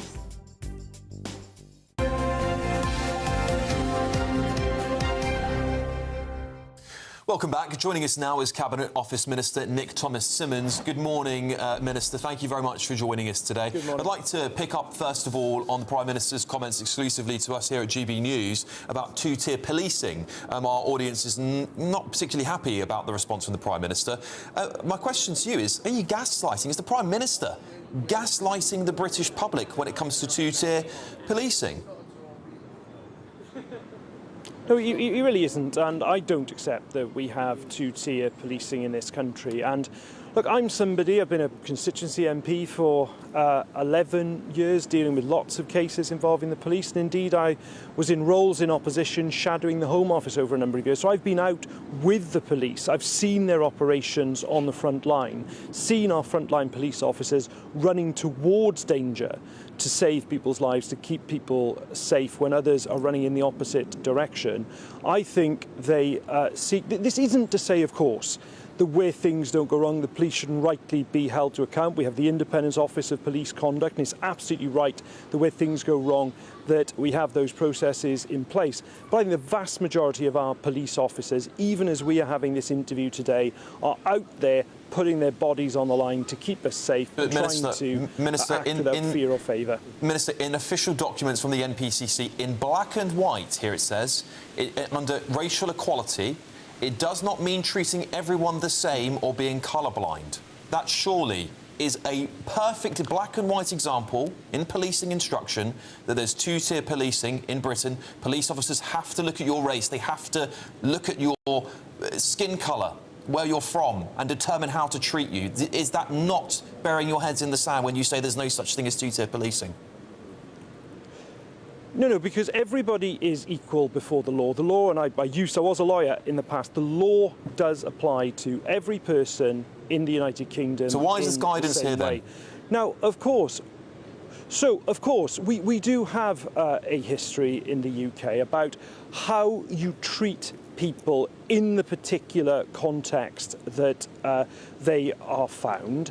We had, of course, many years ago in the 1990s, the Macpherson Review after the murder in the early 1990s of Stephen Lawrence, and we have tried to make sure, and believe me, I don't believe that what was identified in the Macpherson report around the Metropolitan Police is still the case today, but simply making sure that you, A, are applying the law equally, but secondly, yes, that you, and the guidance you've just referred to, I haven't looked at the precise wording around that. I'm more than happy to look at the precise wording, but also making sure that you do have that sensitivity, you treat people in context. Those two things are not inconsistent, but as I say as well, where things do go wrong, where officers do fall short, then it's proper they're held to account as well.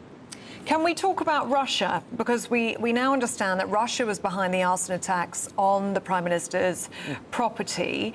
We've had a number of cyber attacks in this country as a result of the Russian state. We've got Russian subs monitoring our underwater data cables. We've got shadow vessels in the channel all the time. And we now have this extraordinary situation where we've got a shadow fleet vessel using live warning fire against a civilian boat in the channel with 2 British people inside. Is this finally going to be the wake-up call to this government to take the Russian threat seriously and spend more money on defence? No wake-up call is required. This government has taken the Russian threat seriously throughout the period it's been in office. That's why we took the very difficult decision to take money from the overseas development budget and spend it on defence. But could I just come specifically, because you've asked me quite rightly about the incident that we saw just south of the Isle of Wight. Now, obviously the government has been looking to establish the facts. Hugely frightening moments for the couple that were on the yacht. But first of all, the shots that were fired were not assault, they were not attack shots, they were shots that were fired in order to ensure that there wouldn't be a collision. We believe it is not related to the UK's seizure. Royal Marines, National Crime Agency doing that last weekend of a Shadow Fleet oil tanker. But I also want to just say a word about HMS Mersey. Our Royal Navy down there, patrol boat, actually monitoring what this Russian vessel is doing, and I'm sure all your viewers would want to thank the crew of HMS Mersey for the work that they are continuing to do. Of course, but so much more needs to be done, doesn't it? We heard from John Healey as he resigned as Defence Secretary last week. He's talking about unless more cash is offered in terms of defence, it would reduce the readiness of our forces and increase the risk to personnel on operations. This just comes before Air Chief Marshal Sir Richard Knighton talking today says the UK's armed forces will have to dial back training and operations if they don't get more cash. We're going to have to cut back on day-to-day activities. We're in dire straits and so ill-prepared when it comes to our defence. Well, first of all, the government has already exceeded its manifesto target in terms of increasing spending on defence, and very important that we have done that. But the defence investment plan that you're referring to hasn't been finalised yet. It will be finalised. No, we're still waiting on it, aren't we? 8th of July, NATO it was due in summit autumn of Turkey. last year. Well, It's crucial that we get it right. We had the Strategic Defence Review. This is about a long-term, sustainable increase in defence spending, meeting the NATO target of 3.5% of our GDP spent on defence by 2035. So taking this time to get it right is, in my view, crucial. I won't speculate about the final content. I'm not part of those discussions, but I know that the new Defence Secretary, Dan Jarvis, who himself served on the front line, is engaged in those discussions with Number 10. That defence investment plan will be published, as I say, in early July, and then, of course, people can make their judgments. But Vladimir Putin, by the way, should be in no doubt. We see his activity, not just in terms of the shadow fleet, as we saw last weekend, but the cyber threats, hybrid threats and disruptive threats that Russia poses, and it will have a very robust response. Yeah, you've come to talk to us today about this major jobs and energy investment that the Prime Minister secured at the G7. Yes. Comes at a good time, doesn't it? Because inflation isn't budging, is it? Will this help tackle stagflation that we seem to be entering into? Well, I think we're the only G7 country where inflation, the rate of inflation hasn't increased, which I think is testament to the solid economic foundation, hard won, that's been built by the Prime Minister and indeed the Chancellor. But let me just say something about the investment, because it is good news for the UK. At the G7, the Prime Minister has secured £1.3 billion of inward investment into the United Kingdom. We're talking about things like battery storage, artificial intelligence, digital, 1,400 jobs going to places like Manchester, Leeds and Birmingham. That is absolutely this government delivering, and that's what you've seen this week. Social media ban for the under-16s announced on Monday. The Prime Minister delivering this investment at the G7. We've also announced the date of the UK-EU annual summit on the 22nd of July, when I'll be hoping to continue my work in terms of negotiating a reduction of trade barriers in food and drink to be bearing down on the weekly shop, and I'm sure I'll be delighted to come on GB News and talk about that at the time. Well, you're always welcome to come and join us anytime you like, Minister. Thank you very much for joining us this morning. That's Cabinet Office Minister Nick Thomas-Symonds. Thank you very much. Thank you very much. Just like to apologise again for the distractions behind the Minister there. Minister did very well coping with that. Yeah, well, let's hope that this new investment will get some of these people some jobs. We can only hope. Now, breaking news. TV presenter Jeremy Clarkson has very sadly revealed that he's been diagnosed with aggressive prostate cancer in an emotional video. Let's take a look. I've got cancer. No. Yep. Yes, the former Top Gear host shared news in the final episodes of the 5th series of Clarkson's Farm. Of course, much to talk about here. Let's go straight to GB News Entertainment editor Alex Davies. Alex, tell us more. Yes, Clarkson broke the news in the last 2 episodes of Clarkson's Farm Season 5, which dropped today, that he has got an aggressive form of prostate cancer. However, it has been caught early. In the final 2 episodes, we see him undergo treatment as well. He does say that the treatment goes awry towards the end of it, and he signs off the series in typical Clarkson fashion by saying, if this all goes well, I'll see you in Season 6, and if it doesn't go well, I won't.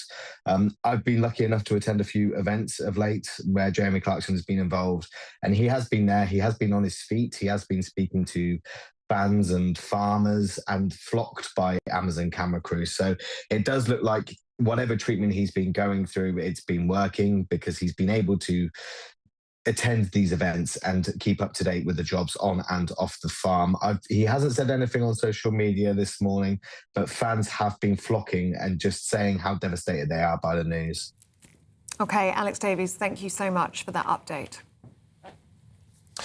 OK, joining us now is GB News political editor Christopher Hope, who joins us from France. He's on the bus following the PM at the G7. Christopher, our audience has been listening to the round this morning. They listened to your interview. They feel the Prime Minister is deeply out of touch on pretty much every issue that he spoke about. But was that your impression of him? Do you think that he's a man in touch with the British public?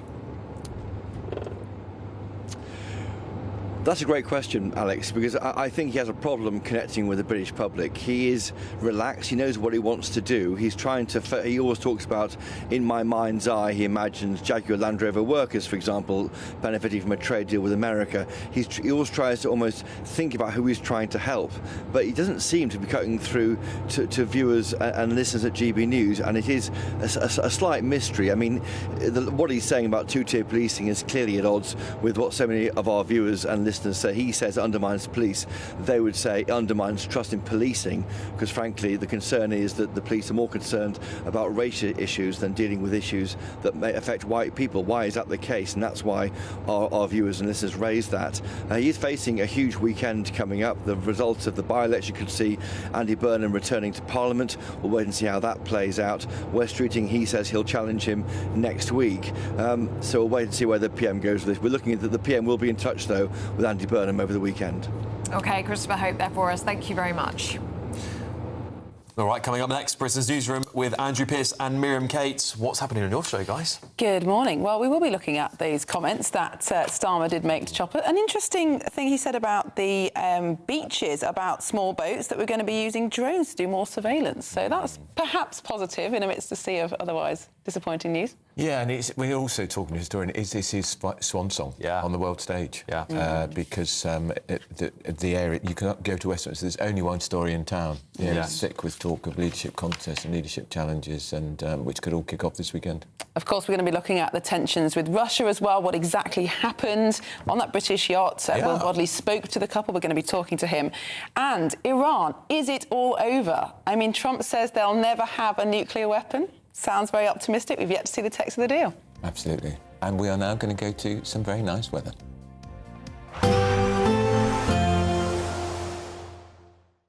Expect warm spells with the odd rude interruption. Box Boiler sponsors the weather on GB News. Hi there, very good morning to you. Welcome to the latest update from the Met Office for GB News. There is warmer and sunnier weather on the way, but for today we're starting the day with a lot of grey. It's damp as well.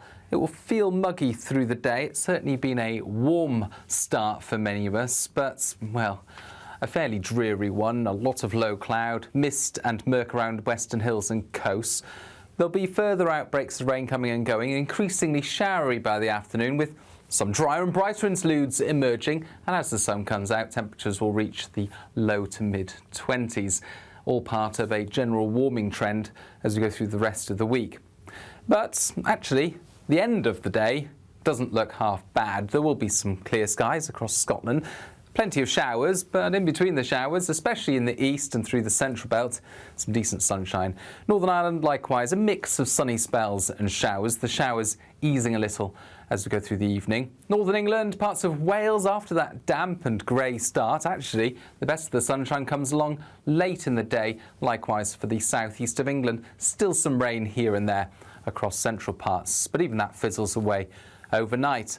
And then overnight, it's dry for many at first, but another batch of wet weather moves into Ireland, reaches Northern Ireland by dawn, parts of southwestern Scotland, North Wales and northern Scotland.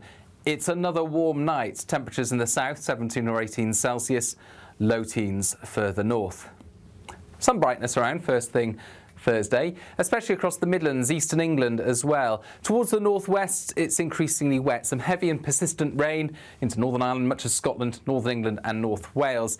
A real northwest-south-east split developing by the afternoon. Plenty of sunshine towards the southeast. Temperatures reaching 28 Celsius.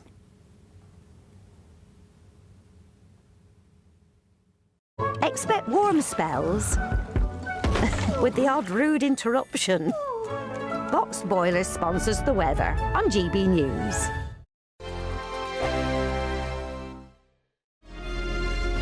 Thank you, Britain, for making GB News Radio such a huge success.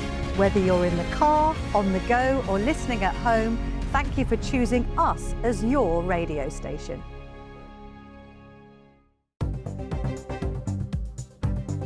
Good morning. This is the latest AI travel news from gbnews.com. The A9 is closed southbound due to a serious collision, significantly impacting travel. Heavy congestion persists northbound on the A4232 from St Fagans towards the M4 at junction 33, requiring driver caution. On the M40 southbound in Warwickshire, an accident has closed 2 lanes, leading to hour-long delays. The A45 westbound sees reduced flow due to a lane closure after a collision. In Surrey, M25 anti-clockwise delays are caused by a broken-down vehicle. For more travel news, go to gbnews.com.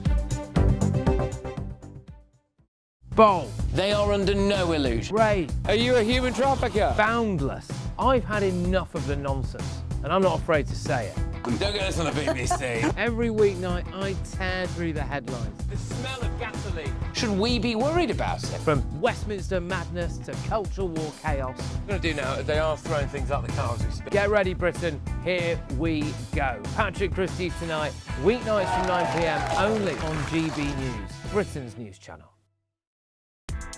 Join me, Nana Akweer, for an informative, interactive news programme with a difference. It's fun. No, he didn't say that, Dave. I'm so surprised. I think there's an element of truth to that. Join me from 3 p.m. every weekend, only on GB News, Britain's news channel. Some people enjoy lazy Sunday mornings, but not me.